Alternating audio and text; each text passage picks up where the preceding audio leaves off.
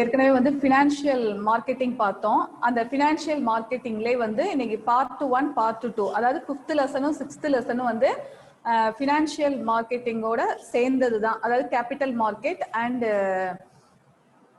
இன்னொரு இது வரும் பாத்தீங்கன்னா. இப்ப நான் ஒரு சின்ன ஸ்டோரி சொல்லிட்டு உங்களுக்கு கிளாஸ் ஆரம்பிக்கிறேன்.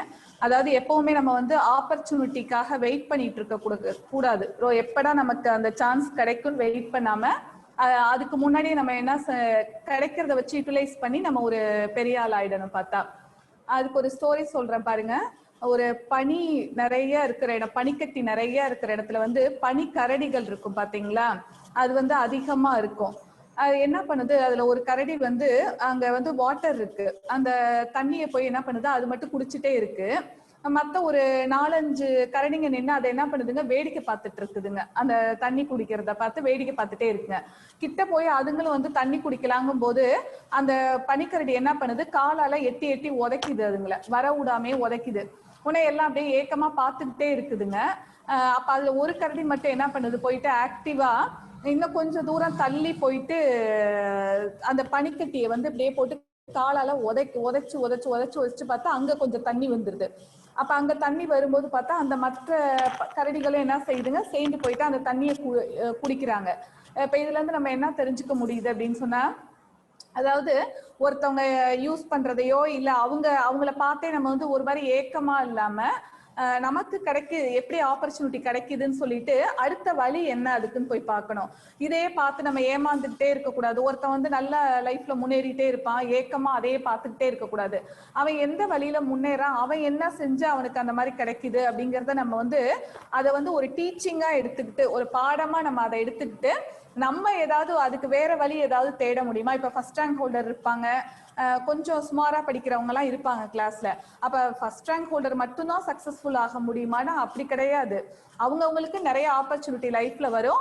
அதை வந்து நம்ம பிடிச்சி எப்படி மரத்துல வந்து கிளை ஏறி ஒவ்வொரு இடமா நம்ம போறோமோ அதே மாதிரியே வந்து என்ன பண்ணணும், கிடைக்கிற ஆப்பர்ச்சுனிட்டியை யூஸ் பண்ணி நம்ம முன்னேறி வந்துடணும். அதுக்குதான் வந்து சொல்றாங்க, டோன்ட் வெயிட் ஃபார் ஆப்பர்ச்சுனிட்டி. நம்ம வந்து என்ன பண்ணக்கூடாது, நமக்குன்னு எப்பயாவது நேரம் வரும் பார்த்துக்கலாம்னு சொல்லி வெயிட் பண்ணக்கூடாது.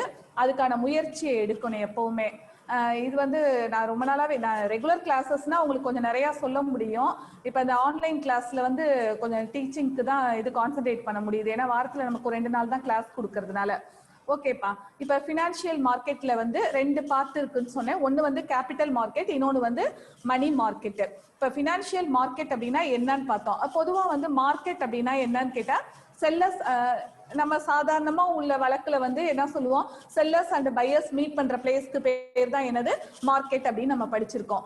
இப்ப அதுக்கப்புறம் பாத்தீங்க அப்படின்னு சொன்னா பினான்சியல் மார்க்கெட் அப்படின்னா என்னன்னு படிச்சோம் அப்படின்னு சொன்னா, அதாவது இப்போ வந்து ஒரு பெரிய நிறுவனம் இருக்குது, அதாவது ஒரு பெரிய இண்டஸ்ட்ரி இருக்கு, பெரிய பெரிய பெரிய ஆர்கனைசேஷன்லாம் இருக்கு.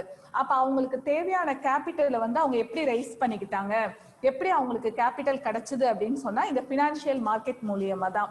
இந்த பினான்சியல் மார்க்கெட் தான் என்ன பண்ணுது, லாங் டேர்ம் ஃபண்டை வந்து உருவாக்கி கொடுக்கறதுக்கு ஒரு பிளாட்ஃபார்மா இருக்கு அப்படின்னு சொல்றாங்க. அப்ப பினான்சியல் மார்க்கெட்லயே வந்து 2 டைப்ஸ் இருக்கு. ஒன்னு வந்து என்னது, கேபிட்டல் மார்க்கெட், இன்னொன்னு வந்து மணி மார்க்கெட்.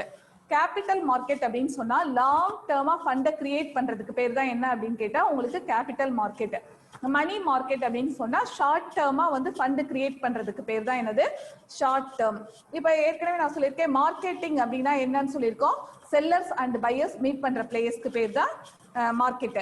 அப்ப அங்க என்ன நடக்கும், உங்களுக்கு ட்ரேடு நடக்கும். அதாவது வந்து அதுல வந்து சப்ளையர்ஸ் இருப்பாங்க, அதே மாதிரி பையர்ஸ் இருப்பாங்க. ஒருத்தவங்க வந்து பொருளை வந்து என்ன பண்ணுவாங்க, உங்களுக்கு சப்ளை பண்ணிக்கிட்டே இருப்பாங்க, ஒருத்தவங்க என்ன பண்ணுவாங்க, அந்த பொருளை வந்து சேல்ஸ் பண்ணுவாங்க. இப்படிதான் 2 பேர் சேர்ந்து கூடுற இடம்னு சொல்றோம். இப்ப பினான்சியல் மார்க்கெட் அப்படின்னா என்னன்னு கேட்டா, இன்வெஸ்டர்ஸ் இதுல இருப்பாங்க, அதாவது இண்டிவிஜுவல்ஸும் இருப்பாங்க, கம்பெனியும் இருக்கும். அப்ப இன்வெஸ்டர்ங்கிறவங்க யாரு, நம்மள மாதிரி வந்து கஸ்டமர் தான் யாரு, இன்வெஸ்டர்ஸ். நமக்கு கிடைக்கக்கூடிய இன்கம், அதாவது சர்ப்ளஸ் ஆகுது பாத்தீங்களா, இன்கம் நம்மளோட எக்ஸ்பென்சஸ் எல்லாம் போக சர்ப்ளஸா கிடைக்கிற இன்கம் தான் நம்ம என்ன பண்ணுவோம், உங்களுக்கு கொண்டு போய் பேங்க்ல போடுவோம். இப்ப அந்த பேங்க்ல போடுற மணியை தான் என்ன செய்வாங்க, என்டர்பிரினர்ஸ்னா யாரு, தொழில் செய்யறவங்கள தான் என்னன்னு சொல்றது, என்டர்பிரினர்ஸ் சொல்றது. இந்த என்டர்பிரினருக்கு அது ஹெல்ப்ஃபுல்லா இருக்கும். ஏற்கனவே சொல்லியிருக்கேன் நான், இந்த பையர்ஸ் அண்ட் செல்லர்ஸ், அதாவது இதுல வந்து இன்வெஸ்டர்ஸும் இந்த என்டர்பிரினர்ஸ் இருக்காங்களா, இவங்க 2 பேரும் வந்து டைரக்டா மீட் பண்ண போறது கிடையாது. இவங்க 2 பேரையும் லிங்க் பண்றது யாரு அப்படின்னு கேட்டா உங்களுக்கு வந்து இந்த பினான்சியல் மார்க்கெட் தான் என்ன பண்ண போகுது, 2 பேரையும் வந்து ஒன்னா மீட் பண்ண போகுது. அப்ப இதுல இருந்து உங்களுக்கு என்ன புரியுது அப்படின்னு கேட்டோம்னா, 2 விதமா அந்த மார்க்கெட்டை பிரிக்கிறோம்னு சொன்னேன்ல. ஒன்னு வந்து கேபிட்டல் மார்க்கெட், இன்னொன்னு வந்து மணி மார்க்கெட்னு பிரிச்சோம். அப்ப கேபிட்டல் மார்க்கெட்டை பொறுத்த வரைக்கும் லாங் டேர்ம் ஃபண்டு ரொம்ப அதிகமா, அதாவது இப்போ ஒரு கம்பெனின்னு எடுத்துக்கிட்டா வந்து நான் என்ன சொல்லியிருக்கேன், ஒரு ரொம்ப வருஷமா அதை வந்து என்ன பண்ணுவாங்க, ரன் பண்ணுவாங்க. அதே மாதிரி கம்பெனில போடுற இன்வெஸ்ட்மெண்ட் வந்து உடனடியா வந்து என்ன கிடைக்காது, நமக்கு சடனா வந்து ப்ராஃபிட் கிடைக்காது. ஆனா அதிகமா இன்வெஸ்ட் பண்ணும்போது லாங் டேர்ம்ல நமக்கு வந்து ப்ராஃபிட் கிடைக்கும். ஆனா அவங்க அப்பப்ப கிடைக்கக்கூடிய அந்த பணத்தை வச்சு அவங்க என்ன பண்ணணும், அவங்க வாங்கியிருக்க பணத்துக்கு, அதாவது பேங்க்ல வந்து அவங்க அமௌண்ட் கலெக்ட் பண்ணியிருந்தா அதுக்கு வந்து இன்ட்ரெஸ்ட் கொடுக்கணும். சரி, பெரிய நிறுவனமா இருக்கு, அதாவது ஒரு பெரிய ஆர்கனைசேஷனா இருக்குன்னு வச்சுக்கோங்களேன். அந்த ஆர்கனைசேஷனுக்கு தேவையான அமௌண்ட்டை வந்து இவங்க எல்லாமே வந்து பேங்க் மூலியமாவே கலெக்ட் பண்ண முடியுமா? முடியாது. அதே மாதிரி ஃப்ரெண்ட்ஸ் அண்ட் ரிலேட்டிவ்ஸ்ல இருந்தே வாங்க முடியுமா? முடியாது. அப்பதான் அவங்க என்ன செய்யறாங்க அப்படின்னு சொன்னா, ஷேர்ஸ் அப்படின்னு ஒண்ணு வெளியிட்டு, இப்போ வந்து நல்லா பெரிய கம்பெனிஸ் எல்லாம் போய் பாருங்களேன், அவங்க எல்லாம் பாத்தீங்கன்னா 1000 கோடி 2000 கோடி அந்த மாதிரி இன்வெஸ்ட் பண்ணி பிசினஸ் பண்றாங்க. அப்ப இதெல்லாம் கலெக்ட் பண்ணணும்னு சொன்னா என்ன வெளியிடுறாங்கன்னு கேட்டா ஷேர்ஸ் வெளியிடுறாங்க.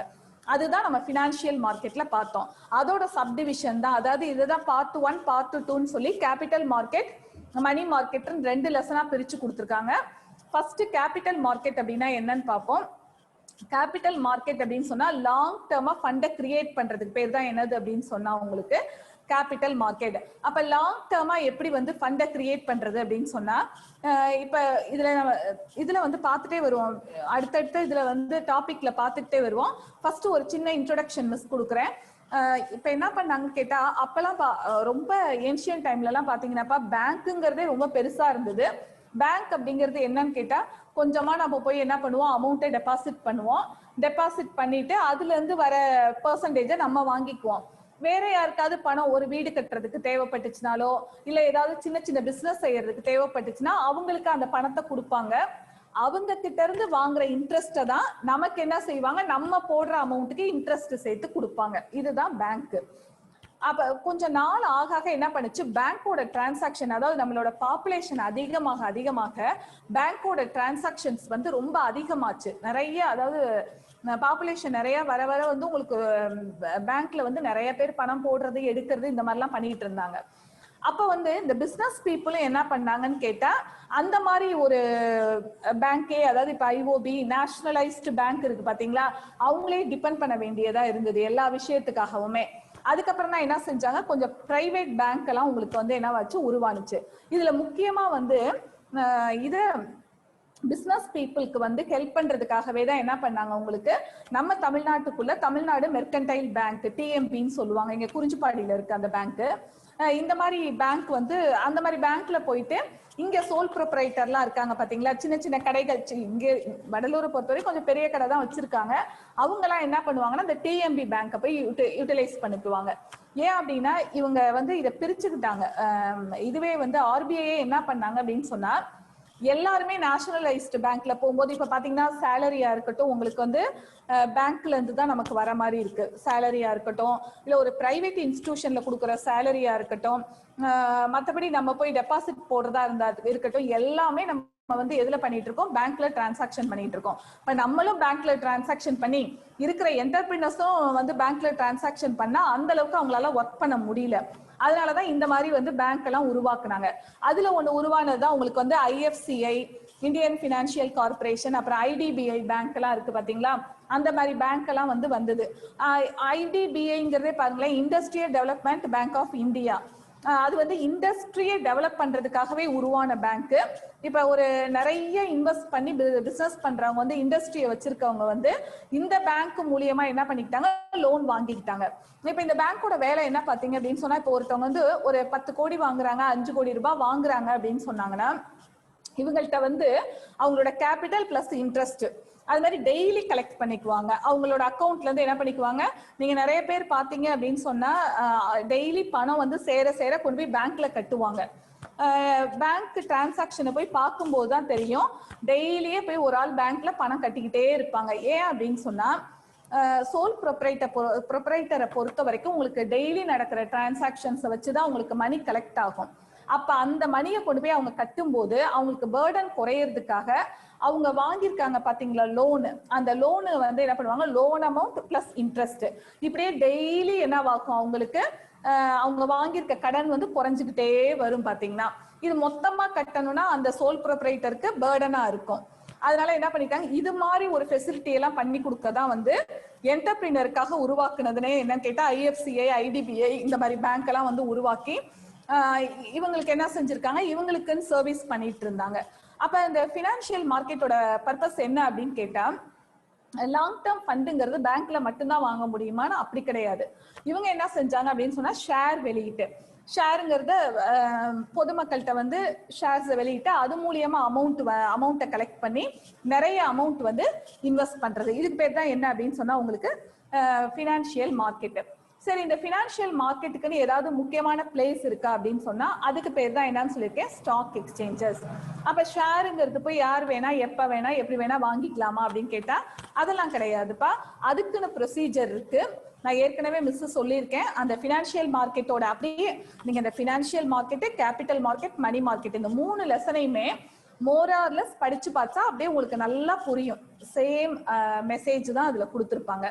ஏற்கனவே சொல்லியிருக்கேன், ஷேர்ஸ் அப்படிங்கிறது எப்படி வாங்குறது அப்படின்னு சொன்னா ஸ்டாக் எக்ஸ்சேஞ்சஸ் இருக்கு. இந்த ஸ்டாக் எக்ஸ்சேஞ்சஸ் வந்து எதோட கண்ட்ரோல்ல இருக்குன்னு சொன்னா செபியோட கண்ட்ரோல் இருக்கும். இது வந்து அடுத்த யூனிட்ல வந்து செபியை பத்தி நம்ம படிப்போம். அப்ப இந்த ப்ராப்பரா ஸ்டாக் எக்ஸ்சேஞ்சில் வந்து எந்த கம்பெனியோட ஷேர் மட்டும்தான் வாங்க முடியும்னு சொன்னா லிஸ்டட் கம்பெனியோட ஷேர்ஸ். அது என்ன லிஸ்டட் கம்பெனிஸ் அப்படின்னு சொன்னா செபி கிட்ட போயிட்டு அப்ரூவல் வாங்கின கம்பெனி தான் வந்து நம்ம என்ன பண்ண முடியும், ஷேர் வாங்க முடியும். அது நெக்ஸ்ட் யூனிட்ல பார்ப்போம். இப்போ நீங்க ஜஸ்ட் வந்து இதை தெரிஞ்சுக்கோங்க. அப்ப ப்ராப்பரா இதுக்கு எங்க போயிட்டு பிளேஸ் இருக்கு அப்படின்னு சொன்னா ஸ்டாக் எக்ஸ்சேஞ்ச். இவங்க வந்து நியூவா ஷேர் வெளியிட்டாலுமே என்ன பண்ணணும்னு கேட்டா செபிட்ட வந்து பெர்மிஷன் வாங்கிட்டு தான் எந்த கம்பெனியா இருந்தாலும் நம்ம என்ன பண்ண முடியும், ஷேர்ஸை வெளியிட முடியும். இதுதான் வந்து உங்களுக்கு வந்து இன்ட்ரோடக்ஷன். அடுத்து வந்து மீனிங் பாருங்க, இதுல சொல்றாங்க, லெசன் எடுத்துக்கலாம். சரி, ஓகேப்பா. மீனிங் பாருங்க, capital market is a market where buyers and sellers. அதாவது பையர்ஸும் செல்லர்ஸும் வந்து மீட் பண்ற பிளேஸ்க்கு பேர் தான் ஏற்கனவே சொன்ன மாதிரி அதுதான் வந்து என்னன்னு சொல்லியிருக்கேன் நான், மார்க்கெட். கேபிட்டல் மார்க்கெட்னா இதுல பையர்ஸும் செல்லர்ஸும் மீட் பண்றாங்க. அந்த பையர்ஸ் செல்லர்ஸ்ங்கிறவங்க ஃபர்ஸ்ட் யாருன்னு பாத்துக்குங்க. அதாவது இண்டிவிஜுவல் பர்சன் அவங்கள்ட்ட கிடைக்கிற இன்கம்ல இருந்து வர சர்ப்ளஸை கொண்டு போயிட்டு என்ன பண்ணுவாங்க, உங்களுக்கு சேவிங்ஸ்ல போடுவாங்க. இவங்க தான் யாரு, உங்களுக்கு செல்லர்ஸ். பையர்ஸ் அப்படிங்கிறவங்க யாரு அப்படின்னு சொன்னா அந்த இண்டிவிஜுவல் பர்சன் போடுறாங்க இல்லையா, அதை வாங்குறாங்க பாருங்க, என்டர்பிரினர்ஸ், அவங்க தான் பையர்ஸ். இதுக்கு பேர் தான் ஃபினான்ஷியல் மார்க்கெட் அப்படின்னு சொல்றாங்க. இதுக்கு அழகா வந்து உங்களுக்கு ஒரு டெஃபினேஷன் மாதிரி கொடுத்துருக்காங்க பாருங்க. பேஜ் நம்பர் 30 எடுத்துக்கோங்கப்பா. அதுல வந்து இதுல பாருங்க, market for borrowing and lending of long term capital funds required by business enterprises. இப்ப சொன்னதுதான், ஒரு பிசினஸ் என்டர்பிரைசஸ்க்கு தேவைப்படுற அதாவது லாங் டேர்ம் ஃபண்டை வந்து கிரியேட் பண்றதுக்கு பேர் தான் என்னதுன்னு சொல்றாங்க, உங்களுக்கு கேபிட்டல் மார்க்கெட். லாங் டேர்மா வந்து கேபிட்டலை கிரியேட் பண்றதுக்கு. அப்ப லாங் டேர்மா வேணும் நமக்கு கேபிட்டல் அப்படின்னு சொன்னா எது மூலியமா தான் உங்களுக்கு கிடைக்கும் சொன்னா ஷேர்ஸ் மூலியமா தான் கிடைக்கும். அதுல அடுத்து சொல்லியிருக்காங்க பாருங்க, capital market offers an ideal source of external finance. It refers to all the facilities and institutional arrangement for borrowing and lending. அதாவது நம்ம வந்து பணத்தை எடுக்கிறதுக்கும் போடுறதுக்கும் ஈஸியா வந்து ஹெல்ப் பண்றது எது அப்படின்னு சொன்னா இந்த கேபிட்டல் மார்க்கெட். ஈஸியா நீங்க என்ன பண்ணலாம், உங்க பணத்தை கொண்டு போயிட்டு இன்வெஸ்ட் பண்ணலாம் ஷேர்ல. வேணுங்கும் போது என்ன செஞ்சுக்கலாம், எப்ப வேணாலும் நீங்க வந்து சேல்ஸ் பண்ணிடலாம். அதுக்கு பேர் தான் என்ன அப்படின்னு சொல்றாங்கன்னா கேபிட்டல் மார்க்கெட். அதுல வந்து ஒரு டெஃபினேஷன் கொடுத்துருக்காங்க பாருங்க. ஸ்டாக் எக்ஸ்சேஞ்ச்னு ஒரு டயக்ராம் ஒன்னு இருக்கு, பேஜ் நம்பர் 31ல இருக்கு. பேஜ் நம்பர் 31ல ஸ்டாக் எக்ஸ்சேஞ்சோட பில்டிங் இருக்கு பாருங்க, தெரியுதாப்பா? இது பழைய புக் பார்த்து சொல்றேன், நீங்க புது புக்ல கொஞ்சம் அடுத்தடுத்த பேஜை திருப்பி பாருங்க எங்க இருக்குன்னு சொல்லிட்டு. இந்த ஸ்டாக் எக்ஸ்சேஞ்சோட பில்டிங் பார்த்தோம்னா மும்பைல இருக்கு உங்களுக்கு. ஃபர்ஸ்ட் வந்து கொல்கட்டால இருந்ததுப்பா. இது நான் ஏற்கனவே சொல்லியிருக்கேன். ஷேர்ஸ் அப்படிங்கிறது வந்து ஃபர்ஸ்ட் எப்படி உருவானுச்சு அப்படின்னு சொன்னோம்னா, ஒரு மரத்தடியில வந்து ஒரு அரச மரத்தடியில தான் 4 பேர் உட்காந்துட்டு வந்து ஒருத்தருக்கு ஒருத்தர் பேர மாதிரி பேசிட்டு இருந்தாங்களாம். அதுக்கப்புறம் தான் என்னவாச்சு அப்படின்னு சொன்னா உங்களுக்கு கொஞ்சம் கொஞ்சமா டெவலப் ஆகி தான் உங்களுக்கு என்ன பண்ணாங்க, ஷேர் அப்படிங்கறதெல்லாம் உருவாகி இதுக்குன்னு என்ன பண்ணாங்க, ஒரு பில்டிங்லாம் கட்டி கொல்கட்டால இருந்தது. அதுக்கப்புறம் தான் மெயின் பிளேஸ் எங்க உங்களுக்கு மாத்திட்டாங்கன்னு சொன்னா மும்பை ஸ்டாக் எக்ஸ்சேஞ்ச். ஆனா ஆக்சுவலா அது வந்து இன்னும் நமக்கு பிஎஸ்சி தான் வருது. என்டிடிவில நான் ஏற்கனவே சொல்லியிருக்கேன், என்டிடிவில வந்து ஷேர் மார்க்கெட் பத்தி பாத்தீங்கன்னா உங்களுக்கு தெரியும். என்டிடிவில கீழே ஓடிக்கிட்டே இருக்கும் பிஎஸ்சி என்எஸ்சின்னு ஓடிட்டு இருக்கும். அந்த பிஎஸ்சினா என்ன அர்த்தம் அப்படின்னு சொன்னா பாம்பே ஸ்டாக் எக்ஸ்சேஞ்ச். என்எஸ்சி அப்படின்னா என்னன்னு கேட்டா நேஷனல் ஸ்டாக் எக்ஸ்சேஞ்ச் அப்படின்னு சொல்றது. அந்த இன்னுமே வந்து மும்பைன்னு மாறினதுனால அந்த மாதிரி பேர் வரல, பிஎஸ்சி தான் இருக்கு. அதுக்கு பேர் தான் ஸ்டாக் எக்ஸ்சேஞ்ச். அங்க எலக்ட்ரானிக் போர்ட்ல பாத்தீங்கன்னா ரேட்டு ஓடிக்கிட்டே இருக்கும். நீங்க அதை பார்த்துருப்பீங்க. அந்த பாம்பே ஸ்டாக் எக்ஸ்சேஞ்ச்ல கரெக்டா நியூஸ் முடியும் போது கூட பாருங்களேன், நம்ம தமிழ் டிவி சேனல் எல்லாம் கூட நியூஸ் முடியும் போது பார்த்தோம்னா அங்க பெரிய பில்டிங் இருக்கும். அதுல கீழே வந்து எலக்ட்ரானிக் போர்ட்ல வந்து என்ன ஓடிட்டு இருக்கும் அப்படின்னு சொன்னா ரேட்டு, ஷேர்ஸோட ரேட் வந்து ஓடிக்கிட்டே இருக்கும். இதுக்கான டைம் எல்லாம் இதுல கொடுத்துருக்காங்களான்னு தெரியல. ஃபியூச்சர்ல வந்து ஸ்டாக் எக்ஸ்சேஞ்ச்ல வந்துச்சுன்னா நம்ம பார்க்கலாம். ஓகே, அத டெஃபினேஷன் பாருங்க. அருண் டாடா அப்படிங்கிறவர் வந்து இதுக்கு ஒரு டெஃபினேஷன் கொடுத்திருக்காரு. Capital market may be defined as a complex of institutions, investment and practices with established link between the demand for and supply of different types of capital gain. அதாவது capital market அப்படிங்கிறது யார் வேணாலும் வந்து கேட்டாலும் amount கொடுத்துருவாங்க, இல்ல வந்து நம்ம ஷேர் வெளியிட்டாலே எல்லா பணமுமே நமக்கு கிடைச்சிரும் அப்படிங்கறதெல்லாம் சொல்ல முடியாது. அதாவது டிமாண்டுக்கு தகுந்த மாதிரி தான் நம்ம என்ன பண்ண முடியும், சப்ளை பண்ண முடியும். இப்ப அந்த ஒரு கம்பெனி இப்ப புதுசா ஆரம்பிக்கிறாங்க, அவங்க ஷேர் வெளியிடுறாங்கன்னு சொன்னா அந்த கம்பெனியை பத்தி ஒரு நல்ல எண்ணம் இருந்ததுன்னா தான் என்ன பண்ணுவாங்க, பீப்புள் வந்து அந்த ஷேர்ஸை வாங்குவாங்க. அப்ப வந்து இவங்களுக்கு டிமாண்டுக்கு தகுந்த மாதிரி தான் அதாவது சப்ளை பண்ண முடியும். எப்பவுமே அப்படித்தானே. இப்ப நீ ஏதாவது ப்ராடக்ட் வந்து இப்ப ஒரு பெரிய இண்டஸ்ட்ரி எடுத்துக்கோங்க, டெக்ஸ்டைல் இண்டஸ்ட்ரியே எடுத்துக்கோங்க, எடுத்துட்டு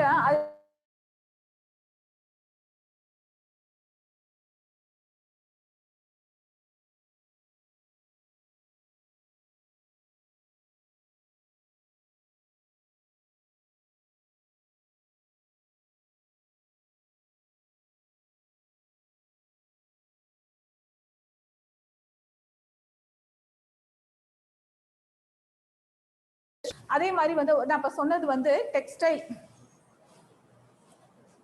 அன்ஸ்டேபிள்னு வருது மிஸ், பரவாயில்லையா? ஓகே, இப்போ ஒரு டெக்ஸ்டைல் கம்பெனி இருக்கு. இப்போ வந்து போன வருஷம் பாத்தீங்கன்னா வந்து லாஸ்ட் இயர் வந்து லெனின் சாரீஸ் அப்படிங்கிறது ரொம்ப ஃபேமஸா இருந்தது. இப்போ அந்த சாரியோட டிமாண்ட் இருந்தாதான் என்ன பண்ணுவாங்க, அவங்க திரும்ப திரும்ப ப்ரொடக்ஷன் பண்ணிக்கிட்டே இருப்பாங்க. இப்போ டிமாண்டே இல்லை அப்படின்னு சொன்னா என்னவாகுது, அது சப்ளையே இருக்காது. அதே மாதிரிதான் மார்க்கெட்டிங்லயுமே பாத்தீங்க அப்படின்னு சொன்னா ஃபினான்ஷியல் மார்க்கெட்லயுமே வந்து டிமாண்டுக்கு தகுந்த மாதிரி தான் சப்ளை இருக்கும். அதாவது கேபிட்டல் கெயின்ஸை வந்து உருவாக்குறது தான் இவங்களோட முக்கியமான இதா இருக்கணும்னு சொல்றாங்க. ப்ரொடக்டிவ் பர்பஸ்க்காக இண்டஸ்ட்ரிக்கு வந்து ஹெல்ப் பண்ணணும். சும்மா வாங்கி நான் வந்து பெரிய லெவல்ல பண்ண போறேன்னு சொல்லிட்டு எதுவும் பண்ணாம இருக்க முடியாது.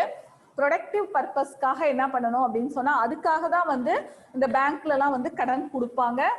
அப்பதான் வந்து நம்மளோட நேஷனல் இன்கமும் என்னவாகும், உங்களுக்கு நல்லா இன்க்ரீஸ் ஆகும்னு சொல்றாங்க. Okay, characteristics of capital market. First வந்து செக்யூரிட்டி மார்க்கெட். செக்யூரிட்டிஸ் மார்க்கெட் அப்படின்னா என்னன்னு கேட்டா, நம்ம ஆல்ரெடி படிச்சதுதான். இப்ப நீங்க ஒன்னொன்னா அப்படியே கொஞ்சம் கேட்டுக்கிட்டே வந்தீங்கன்னா திரும்ப திரும்ப உங்களுக்கு சொல்லும் போது அது என்னவாகுது, மெமரி ஆயிடும். செக்யூரிட்டிஸ் மார்க்கெட் அப்படின்னா அதாவது இப்ப கேரக்டரிஸ்டிக்ஸ் இதுல சொல்றாங்க. செக்யூரிட்டிஸ் மார்க்கெட் அப்படின்னு சொன்னா ஷேர்ஸையும் டிபெஞ்சர்ஸையும் வெளியிடுறதுக்கு பேர் தான் என்னது, உங்களுக்கு செக்யூரிட்டி மார்க்கெட்னு சொல்றது. ஒரு கம்பெனில வந்து நான் என்ன சொல்லியிருக்கேன், கேபிட்டலை ரைஸ் பண்றதுக்காக என்ன வெளியிடுவாங்க, ஷேர்ஸ். ஷேரை பொறுத்த வரைக்கும் ஷேர் ஹோல்டர்ஸ்க்கு என்ன கிடைக்கும், உங்களுக்கு ப்ராஃபிட்ல, அதாவது டிவிடெண்ட் அந்த மாதிரி தான் கிடைக்கும்.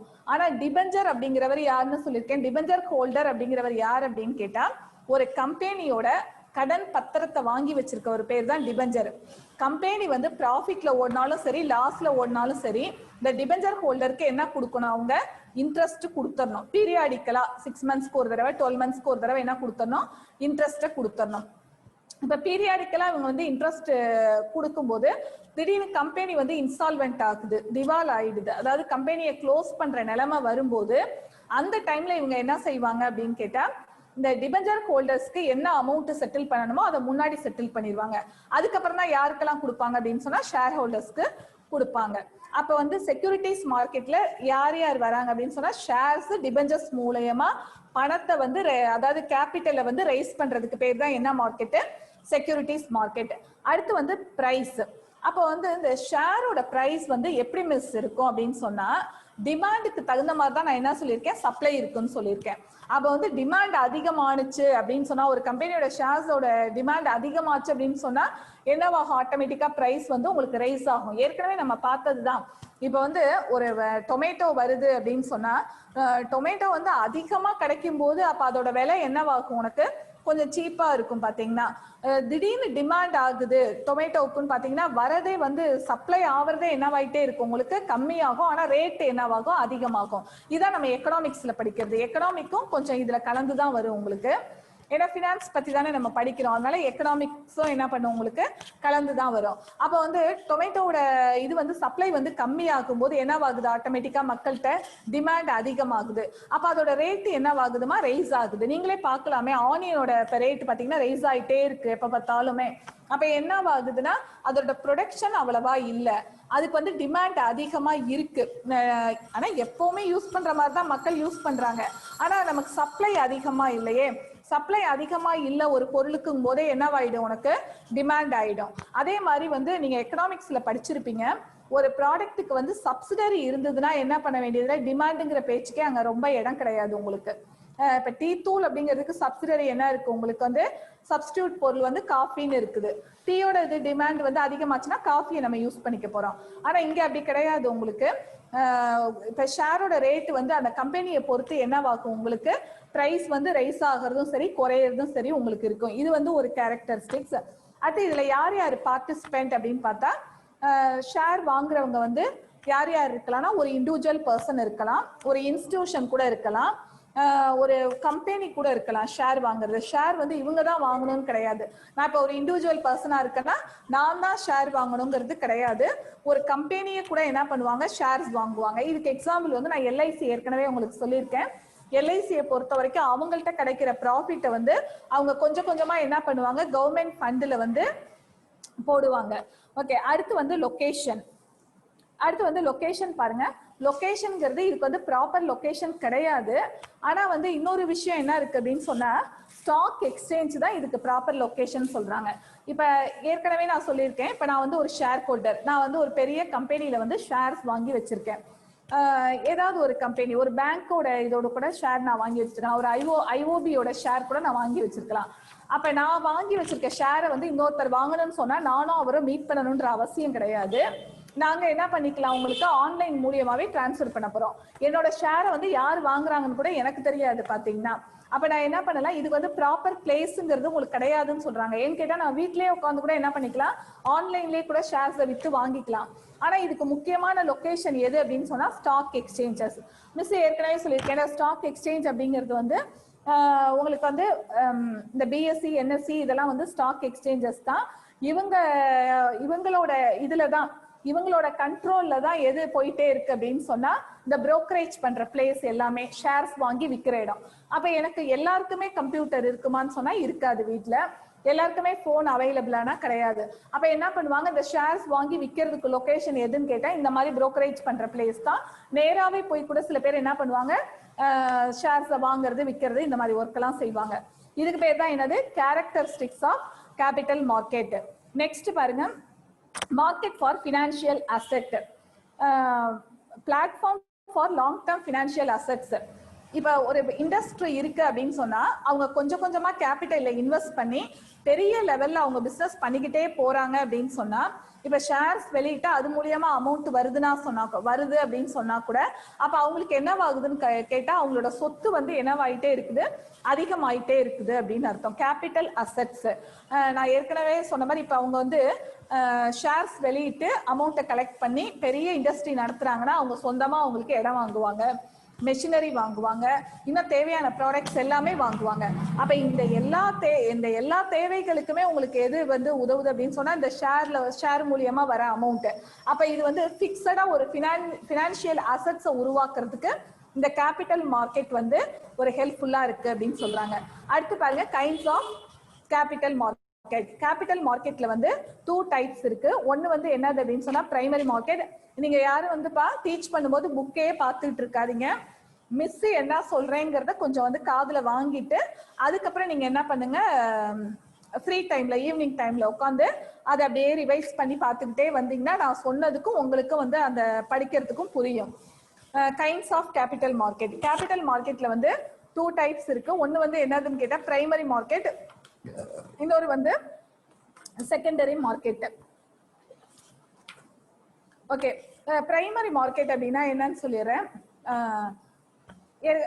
இதுவும் வந்து நான் இதுல சொல்லியிருக்கேன் பினான்சியல் மார்க்கெட்ல, இருந்தாலுமே உங்களுக்கு நான் சொல்றேன். பிரைமரி மார்க்கெட் அப்படின்னு சொன்னா புதுசா ஆரம்பிக்கிற ஒரு கம்பெனி நியூவா வந்து ஷேரை வெளியிடுறாங்க பாத்தீங்களா, இஷ்யூ பண்றதுக்கு பேர் தான் என்னது, பிரைமரி மார்க்கெட். இவங்க ஃபர்ஸ்ட் என்ன பண்ண போறாங்க, ஷேர்ஸை வந்து வெளியிட போறாங்க. இதுக்கு பேர் தான் பிரைமரி மார்க்கெட். அப்ப பிரைமரி மார்க்கெட் எப்படி இருக்குன்னு பாத்தீங்கன்னா பப்ளிக் இஷ்யூ. பப்ளிக் இஷ்யூ அப்படின்னு சொன்னா ஒரு நியூவா ஒரு கம்பெனி ஆரம்பிச்சு பப்ளிக் என்ன பண்ணுவாங்க, இந்த மாதிரி இந்த கம்பெனி ஆரம்பிக்க போறோம் அப்படின்னு சொல்லி ஒரு அட்வர்டைஸ்மெண்ட் மாதிரி கொடுத்து அவங்கள்ட்ட இருந்து மணியை கலெக்ட் பண்றாங்க பாத்தீங்களா, இதுக்கு பேர் தான் என்னன்னு கேட்டா பப்ளிக் இஷ்யூன்னு சொல்றது. செகண்ட் ஒன்று வந்து ரைட் இஷ்யூன்னு சொல்லியிருக்காங்க. ரைட் இஷ்யூ அப்படின்னு சொன்னா எக்ஸிஸ்டிங் கம்பெனி, ஏற்கனவே ரன் ஆயிட்டு இருக்க கம்பெனி, அவங்களுக்கு திரும்ப கேபிட்டல் தேவைப்படும் போது என்ன செய்வாங்க அப்படின்னு சொன்னா ஷேர்ஸ் வெளியிடுறது. அந்த ஷேர்ஸ் வெளியிடும் போது ஃபர்ஸ்ட் ப்ரிஃபரன்ஸ் முக்காவாசி யாருக்கு கொடுப்பாங்கன்னா அங்க ஏற்கனவே ஷேர் ஹோல்டர்ஸா இருக்காங்க பாத்தீங்களா, எக்ஸிஸ்டிங் ஷேர் ஹோல்டர்ஸ், அவங்களுக்கே ஷேர்ஸை கொடுக்கறதுக்கு பேர் தான் என்ன அப்படின்னு சொன்னா ரைட் இஷ்யூ. இது பேஜ் நம்பர் 30ல இருக்குப்பா, பார்த்துக்கிட்டே வாங்க. நெக்ஸ்ட் வந்து பிரைவேட் பிளேஸ்மெண்ட். பிரைவேட் பிளேஸ்மெண்ட் அப்படின்னு சொன்னா ஒரு ஸ்மால் இன்வெஸ்டர்ஸ்ட வந்து மொத்தமாவே ஷேர்ஸை வந்து அவங்கள்ட்டே கொடுத்துறது. அதுக்கு பேர் தான் என்ன அப்படின்னு சொன்னா, இதுல நிறைய டைப்ஸ் இருக்கு. நான் தான் ஏற்கனவே சொல்லியிருக்கேன், அண்டர் ரைட்டர்ஸ்னு ஒருத்தர் சொல்லியிருக்கேன். அண்டர் ரைட்டர்ஸ் அப்படிங்கிறவங்க வந்து யாருன்னு கேட்டா ஷேர்ஸை வந்து நம்மளால என்ன பண்ண முடியாதுன்னு சொல்லியிருக்கேன், கம்பெனியால எல்லா ஒர்க்குமே பார்க்க முடியாது. ஏன்னா இப்போ ப்ரொடக்டிவ் கம்பெனி தான் மேக்சிமம் வந்து லாங் டேர்மா இருக்கிற இண்டஸ்ட்ரி இதெல்லாம் பார்த்தீங்கன்னா ப்ரொடக்ஷன் பர்பஸோட தான் இருக்கும். மெயினா வந்து ஷேர்ஸ் வெளியிடுறதா இருக்கட்டும், பேங்கிங் ஹெல்ப் பண்றதா இருக்கட்டும், இந்த ப்ரொடக்ஷன் உள்ள கம்பெனிக்கு தான் வந்து நிறைய ஹெல்ப் பண்ணுவாங்க. ஏன்னா அந்த ப்ரொடக்டிவ் பர்பஸ் உள்ள கம்பெனி தான் என்ன பண்ணுவாங்கன்னு கேட்டா நிறைய பேருக்கு வேலை கொடுப்பாங்க, அன்எம்ப்ளாய்மெண்ட் ப்ராப்ளமும் சால்வ் ஆகும். அதே மாதிரி லாங் டேர்ம்ல ப்ராஃபிட்டும் வந்து அதிகமா கிடைக்கும். அவங்களோட அமௌண்ட் அந்த ஷேர்ல நம்ம வந்து நான் ஒரு பெரிய கம்பெனியோட ஷேர்ஸை வாங்கியிருக்கேன்னு சொன்னா அவங்க ப்ரொடக்ஷன் பண்ண எனக்கு என்னவாகுது, உங்களுக்கு பெரிய லெவல்ல ப்ராஃபிட் கிடைக்கும் போது ஷேரோட ரேட் என்னவாகுது, உங்களுக்கு ஆட்டோமேட்டிக்கா இன்க்ரீஸ் ஆகுது. அப்ப அவங்க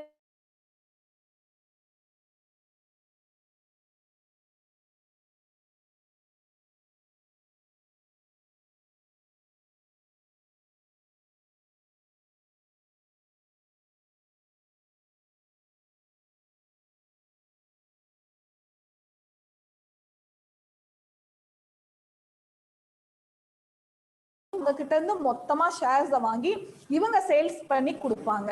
ஓகேயா, இந்த மாதிரி இருக்கு. அடுத்து வந்து செகண்டரி மார்க்கெட். பிரைமரி மார்க்கெட்னா என்ன சொல்லியிருக்கேன் நானு, புதுசா ஷேர்ஸ் வெளியிடுறாங்க பாத்தீங்களா, நியூவா பப்ளிக்ட வந்து இஷ்யூ பண்றாங்க பாருங்க ஷேர்ஸ், இதுக்கு பேர் தான் வந்து என்னது பிரைமரி மார்க்கெட்னு சொல்றது. இப்ப பிரைமரி மார்க்கெட்ல வந்து ஷேர் வெளியிட்டாங்க. நான் ஏற்கனவே முன்னாடி சொன்ன பாருங்களேன், எப்படி ஷேர்ஸ் வெளியிட்டாங்க அப்படின்னு சொன்னா பப்ளிக்ட வந்து அட்வர்டைஸ்மெண்ட் கொடுப்பாங்க. இந்த மாதிரி நாங்க வந்து ஏதாவது ஒரு ப்ராடக்ட், மெடிசன் தயாரிக்கிற கம்பெனியா எடுத்துக்கோமே, மெடிசன் மேனுஃபேக்சரிங் பண்ற கம்பெனினா நாங்க வந்து இந்த நோய்க்கான மருந்து தயாரிக்கிறதுக்காக, இந்த டிசீஸ்க்கு வந்து நாங்க மெடிசன் தயாரிக்கிறதுக்காக இந்த கம்பெனியா ஆரம்பிக்கிறோம், நாங்க வந்து ப்ரீவியஸா எங்களோட கம்பெனிலாம் இத்தனை இருக்குன்னு சொல்லிட்டு ஒரு அட்வர்டைஸ்மெண்ட் மாதிரி கொடுக்கறது. இதை பார்த்துட்டு மக்கள் வந்து என்ன பண்ணுவாங்க, பப்ளிக் வந்து போய் அவங்க கிட்ட வந்து ஷேர்ஸ் வாங்குறதுக்கு அப்ளிகேஷன் போடுவாங்க. இதெல்லாம் வந்து நீங்க அக்கௌண்டன்சில பாப்பீங்க, நிறைய ஷேர்ஸ் எப்படி வெளியிடுறது வாங்குறது அந்த மாதிரி எல்லாம் கொஞ்சம் அக்கௌண்டன்சில பாப்பீங்க. ஜஸ்ட் நீங்க தியரிட்டிக்கலா தெரிஞ்சுக்கிறது வந்து பிரைமரி மார்க்கெட் அப்படின்னா ஒரு கம்பெனி புதுசா ஆரம்பிக்கும் போது வெளியிடுற ஷேரை வாங்குறதுக்கு பேர் தான் என்னது பிரைமரி மார்க்கெட். செகண்டரி மார்க்கெட் அப்படின்னு சொன்னா அந்த கம்பெனி வெளியிட்ட ஷேர்ஸ் வந்து மக்கள் கையில வந்ததுக்கு அப்புறம் அது வந்து இந்த லிஸ்டட் கம்பெனிஸ் சொல்றேன்ல, ஸ்டாக் எக்ஸ்சேஞ்ச் கிட்ட வந்து அப்ரூவல் வாங்கிட்டு நடத்துறாங்க பாருங்க ஸ்டாக் எக்ஸ்சேஞ்ச் கிட்ட, அதுக்கு பேர் தான் வந்து லிஸ்டட் கம்பெனிஸ் சொல்றது. இது வந்து அந்த பிஎஸ்சி என்எஸ்சிக்குள்ள போயிடும். அந்த ஒரு குரூப் ஆஃப் இதுக்குள்ள போனதுக்கு அப்புறம் திரும்ப இதை என்ன பண்ணிக்கலாம், நம்ம மார்க்கெட்ல கொண்டு வந்து செகண்டரி மார்க்கெட்ல சேல்ஸ் பண்ணிக்கலாம் நீங்க. ஆனா ஏன் வந்து பிரைமரி மார்க்கெட்ல வந்து எல்லாருமே மக்கள் பப்ளிக் வந்து ரொம்ப ஆர்வமா இருப்பாங்க ஷேர்ஸ் வாங்கன்னு கேட்டா, புதுசா கம்பெனில ஷேர் வெளியிடும் போது பாத்தீங்கன்னா கம்மியான ரேட்டுக்கு தான் கொஞ்சம் வெளியிடுவாங்க. ஒரு 600, 700, 1000 அந்த மாதிரி தான் ஒரு ஷேரோட ரேட் இருக்கும். இதே வந்து அது செகண்டரி மார்க்கெட்ல வந்தோடனே பாத்தீங்கன்னா டக்குன்னு 1200, 1400 இருக்கும். அப்ப நீ யோசிச்சு பாரு, ஒரு ஷேரோட ரேட் வந்து நீ 600க்கு வாங்கியிருக்க, அது 1000 rupees போச்சு அப்படின்னு சொன்னா எவ்வளவு கிடைக்குது உங்களுக்கு? 400 ஒரு ஷேருக்கு கிடைக்குது. அதே மாதிரி நீ 10 ஷேர் வாங்கியிருந்தா எவ்வளவு கிடைக்கும் உனக்கு? 4000 கிடைக்கும். அதே மாதிரி ஒரு 50 ஷேர் வாங்கியிருந்தீங்கன்னா எவ்வளவு கிடைக்கும்? அது மாதிரி இப்படியே நீ மல்டிப்ளை பண்ணி பார்த்துக்கிட்டே போனன்னு சொன்னா உனக்கு பயங்கரமா இருக்கும். அதனாலதான் என்ன பண்ணுவாங்கன்னா, நியூவா ஒரு கம்பெனில ஷேர் வெளியிட்டாங்கன்னா எல்லாம் போட்டி போட்டுவிட்டு அதுக்கு அப்ளிகேஷன் போடுவாங்க அமௌண்ட் இருக்கிறவங்க பார்த்தா. இதுதான் வந்து பிரைமரி கைண்ட்ஸ் ஆஃப் உங்களுக்கு வந்து கேபிட்டல் மார்க்கெட். அடுத்து பாருங்க, functions and importance of capital market. First வந்து சேவிங்ஸ் அண்ட் கேபிட்டல் ஃபார்மேஷன். இதோட ஃபங்க்ஷன்ஸ் எல்லாம் என்னன்னு பாருங்களேன். Savings and capital formation. Savings அப்படின்னு சொன்னா என்னன்னு கேட்டா, ரெண்டு விதமா இதை பிரிச்சுக்கோங்க. சேவிங்ஸ்ங்கிறது யாருக்குன்னு கேட்டா, ஒரு இண்டிவிஜுவலா இருக்கட்டும், ஷேர்ல இன்வெஸ்ட் பண்றவரா இருக்கட்டும், இவங்க தான் யாருன்னு சொல்றதா சேவிங்ஸ் பண்றவங்கன்னு சொல்றது. கேபிட்டல் ஃபார்மேஷன் பண்றவங்க யாருன்னு கேட்டா கம்பெனிக்காரவங்க. அப்ப ரெண்டு பேருக்குமே இதுல பெனிஃபிட் கிடைக்குது.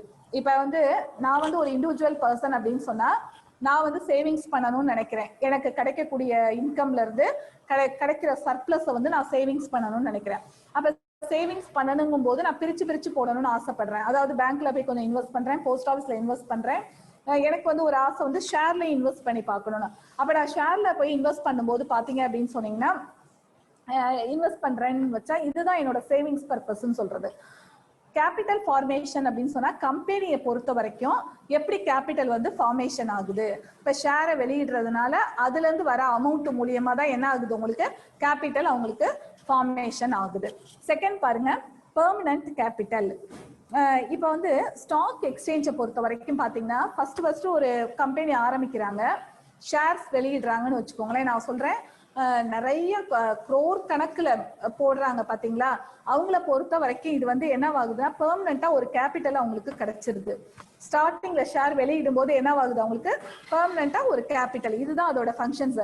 அவங்க நிறைய ஷேர்ஸ் வெளியிடும் போது கேபிட்டல் வந்து ரைஸ் பண்ணிக்க முடியுது. அடுத்து வந்து இண்டஸ்ட்ரியல் growth. இப்போ வந்து நம்ம கண்ட்ரியை பொறுத்த வரைக்கும் இது வந்து ஒரு டெவலப்பிங் கண்ட்ரிஸ் தான், வளர்ந்து வந்துட்டு இருக்க நாடு தான். அப்ப வந்து கட்டாயமா, அதாவது நம்ம இதை பொறுத்த வரைக்கும் இப்ப நம்மளாம் பார்த்தா ஒரு இடத்துல வேலைக்கு போறோம், கரெக்டா நமக்கு இன்கம் வந்துருது, அதனால பெரிய விஷயமா நமக்கு எதுவும் தெரியறது இல்லை. ஆனா பாத்தீங்க அப்படின்னு சொன்னா நிறைய பேர் வேலை இல்லாதவங்க எல்லாம் இருக்காங்க. அப்ப நம்ம கண்ட்ரியை பொறுத்த வரைக்கும் இண்டஸ்ட்ரியல் growth அப்படிங்கிறது ரொம்ப ரொம்ப இம்பார்ட்டன்ஸ். அப்ப இந்த இண்டஸ்ட்ரியை நல்லா வளர்ச்சி அடைய வைக்கணும் அப்படின்னு சொன்னா, அப்ப அது யாரு கையில இருக்கு அப்படின்னு சொன்னா நம்ம கவர்மெண்ட் கையில தான் இருக்கு. அதனாலதான் என்ன பண்ணாங்க, இந்த IDBI, IFCI பேங்க் மாதிரி எல்லாம் கொண்டு வந்தாங்க. இண்டஸ்ட்ரியல நல்லா growth பண்ணணும். அதாவது வளர்ந்து வர என்டர்பிரினர், நிறைய தொழில் என்டர்பிரினர்னா யாரு, தொழில் செய்யறவங்க. தொழில் முனைவோர் வந்து என்ன பண்ணாங்க, நிறைய பேரை உருவாக்கணும். அப்ப அவங்களுக்கு எப்படி கேபிட்டல் கிடைக்கும்? இப்ப வந்து ஒருத்தன் பார்த்தா பயங்கர, இப்ப நீ பிகாம் முடிக்கிற, உனக்கு ஏதாவது ஒரு தொழில வந்து ரொம்ப ஆசை இருக்கு, செஞ்சு பார்க்கணும், இந்த வேலையை நம்ம செஞ்சு பார்த்தா நம்ம நல்லா டெவலப் ஆகும்னு நீ நினைக்கிற. அப்ப டெவலப் ஆகணும், இந்த ஒர்க்கை செய்யும் போது, இந்த ஒரு இண்டஸ்ட்ரி ஆரம்பிச்சு டெவலப் ஆகணும்னு நினைக்கும் போது, அப்ப உனக்கு தேவையான கேபிட்டல் எப்படி கிடைக்கும்? இப்போ உங்க அப்பா வந்து கொஞ்சம் பூரா இருக்காரு, அமௌண்ட் இல்ல, அப்ப நீ எப்படி டெவலப் பண்ணிக்குவான்னு கேட்டா, அப்ப இந்த மாதிரி பேங்க் வந்து வராங்க, முன்னாடி வராங்க, நான் உங்களுக்கு ஹெல்ப் பண்றேன்னு சொல்லிட்டு முன்னாடி வராங்க. இதுக்கு பேர் தான் இண்டஸ்ட்ரியல் growth அப்படின்னு சொல்றது. நல்லா வளர்ச்சி அடையறதுக்கு வந்து உதவியா இருக்கு. அப்ப இதுக்கு யாரு வந்து உதவியா இருக்கான்னு சொன்னா இந்த பினான்சியல் மார்க்கெட் தான். இவங்க தான் மீடியேட்டரா இருக்காங்க. அதாவது பப்ளிக் இருந்து பணத்தை டெபாசிட்டா வாங்குறதும், இந்த பணத்தை வந்து இண்டஸ்ட்ரி யார் யார் நடத்துறாங்களோ அவங்களுக்கு வந்து தேவைப்படுறவங்களுக்கு கொடுத்து கரெக்டா அந்த அமௌண்ட்டை ரிட்டர்ன் வாங்குறது, இந்த மாதிரி ஒர்க் எல்லாம் யார் செஞ்சு கொடுக்குறாங்கன்னா இந்த இண்டஸ்ட்ரியல் பேங்க் தான். நெக்ஸ்ட் வந்து ரெடி அண்ட் கண்டினியூஸ் மார்க்கெட். இது ரொம்ப importance. Ready and continuous market அப்படின்னு சொன்னா, நான் ஏற்கனவே சொல்லியிருக்கேன், செல்லர்ஸ் அண்ட் பையர்ஸ் மீட் பண்ற பிளேஸ்க்கு வந்து மார்க்கெட்டு. ஃபினான்ஷியல் மார்க்கெட் அப்படின்னு சொன்னா மணியை வந்து டிரான்ஸ்ஃபர் பண்ணிக்கிறதுக்கு பேர் தான் என்னது, நம்ம வந்து ஃபினான்ஷியல் மார்க்கெட் அப்படிங்கிறது பாக்குறோம். ரெடி அண்ட் கண்டினியூஸ் அப்படின்னு சொன்னா, இப்ப நீ ஷேர்ஸ் வெளியிடுற அப்படின்னு சொன்னா, இது வந்து ஒரே டைம்ல அப்படியே ஸ்டாப் ஆக போறது இல்ல. பிரைமரி மார்க்கெட்டை நீ நியூவா ஷேர் வெளியிடுறாங்க கம்பெனிக்காரவங்க, அது வந்து செகண்டரி மார்க்கெட்டுக்கு வரும்போது கண்டினியூஸா அதோட ஒர்க் நடந்துகிட்டே இருக்கும். இப்ப நான் வந்து இன்னைக்கு வந்து ஒரு டாடா கம்பெனியோட ஷேர் வந்து ஒரு 10 வாங்குறேன். இன்னொருத்தவங்க இருக்காங்க, இன்னொரு பார்ட்டி வந்து இப்ப ராஜேஷ் இருக்கான்னு சொன்னா அவன் வந்து என்ன பண்றான், வேற விப்ரோ கம்பெனியோட ஷேர்ஸ் வந்து ஒரு 10 வாங்குறான். இன்னொருத்தவங்க வந்து இன்ஃபோசிஸ் கம்பெனியோடது வாங்குறாங்க 10 ஷேர். அப்படிங்கும் போது நாங்க என்ன பண்ணுவோம், 3 பேருமே வந்து இதை வந்து நான் இன்னைக்கு வாங்கினதை வந்து எனக்கு நாளைக்கு பணம் தேவைப்படுதுன்னா நாளைக்கே நான் என்ன பண்ண முடியும், சேல்ஸ் பண்ண முடியும். இதை வந்து யார் வேணாலும் வாங்கலாம். இதுக்கு பேர் தான் கண்டினியூஸ் மார்க்கெட்னு சொல்றது. அதாவது எப்பெல்லாம் பணம் தேவைப்படுதோ நம்ம என்ன பண்ணிக்கலாம், உங்களுக்கு பணத்தை டெவலப் பண்ணிக்கலாம். அதாவது ஒரு இண்டஸ்ட்ரி நடத்திட்டு இருக்கோம், அதுக்கு வந்து நிறைய அமௌண்ட் தேவைப்படுதுன்னு சொன்னா நம்ம உடனே பேங்க்ல என்ன பண்ணலாம், லோன் அப்ளை பண்ணி வாங்க முடியும். இதுக்கு பேர் தான் ரெடி அண்ட் கண்டினியூஸ் மார்க்கெட் அப்படின்னு சொல்றது. பர்ச்சேஸ் அண்ட் செல் செக்யூரிட்டின்னு ஒன்று கொடுத்துருக்காங்க பாருங்க. அதாவது செக்யூரிட்டிஸ் நீங்க என்ன பண்ணிக்கலாம், செக்யூரிட்டிஸ்ங்கிறது என்னன்னு சொல்லியிருக்கேன், ஷேர்ஸ். இந்த ஷேர்ஸை வந்து நீ எப்ப வேணா வாங்கிக்கலாம், எப்ப வேணா விற்கலாம்னு சொல்றதுதான் கண்டினியூஸ் மார்க்கெட்னு சொல்றது. அடுத்து வந்து reliable guide to performance. The capital market serves as a corporate and thereby promote efficiency. அதாவது இவங்க என்ன பண்றாங்கன்னு கேட்டா, இவங்களோட திறமையை வந்து நல்லா உயர்த்தி கொண்டு போறதுக்கு இந்த மார்க்கெட் வந்து ரொம்ப ஹெல்ப்ஃபுல்லா இருக்குன்னு சொல்றாங்க. இப்போ வந்து பணம் தேவைப்படுற அதை நல்ல ஷேர்ல இன்வெஸ்ட் பண்ணி நீ பழகிட்டேன்னு சொன்னா உனக்கு என்ன ஆகும், நல்ல லெவல்ல இன்கம் வரும். அப்ப என்ன பண்ண முடியுது, உன்னோட பெர்ஃபார்மன்ஸை வந்து நல்லா இன்க்ரீஸ் பண்ணிக்க முடியுது. Next proper channelisation fund. இதுதான் இது வந்து நீங்க தெரிஞ்சுக்கணும். Proper channelisation fund. சேனல் அப்படின்னு சொன்னா வழிகள்னு சொல்றது. அதாவது ஒரு இண்டஸ்ட்ரிக்கா இருக்கட்டும், இல்ல ஒரு எந்த செக்டாரா இருக்கட்டும், அவங்களுக்கு பணம் தேவை அப்படின்னு சொன்னா அதை வந்து ஒரு ப்ராப்பர் வழியில தான் வாங்க முடியுமே ஒழிய நம்ம சொல்ற மாதிரி வந்து நம்ம இஷ்டத்துக்கு வந்து பணத்தை வாங்க முடியாது. பெரிய இண்டஸ்ட்ரியா இருந்தா ஷேரை வெளியிட்டு, அதாவது அந்த ஷேரை வெளியிடுறதுக்கு ஸ்டாக் எக்ஸ்சேஞ்சில் ப்ராப்பரா வந்து என்ன வாங்கணும், உங்களுக்கு சைனிங் அத்தாரிட்டி எல்லாம் வாங்கி தான் வெளியிட முடியும். இதுக்கு பேர் தான் ப்ராப்பர் சேனலைசேஷன். இவங்க பாட்டுக்கு வந்து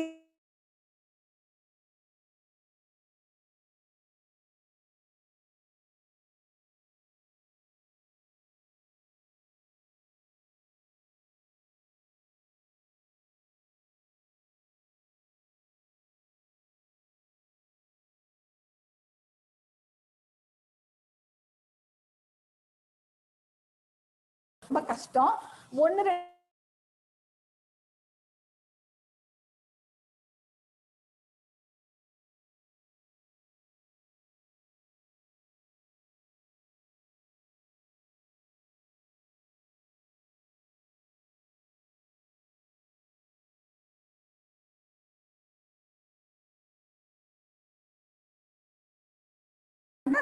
last line, provision of variety of services. அதுல லோன்ஸ் டு என்டர்பிரினர்ஸ். யாரெல்லாம் மிஸ் இப்ப சொன்ன பாயிண்டே தான் வருது பாருங்க. யாரெல்லாம் தொழில் செய்யறாங்களோ அவங்களுக்கு வந்து லோன் ஃபெசிலிட்டி பண்ணி கொடுக்கறது யாரோட வேலைன்னா இந்த ஃபினான்ஷியல் மார்க்கெட், அதாவது கேபிட்டல் மார்க்கெட்டோட work.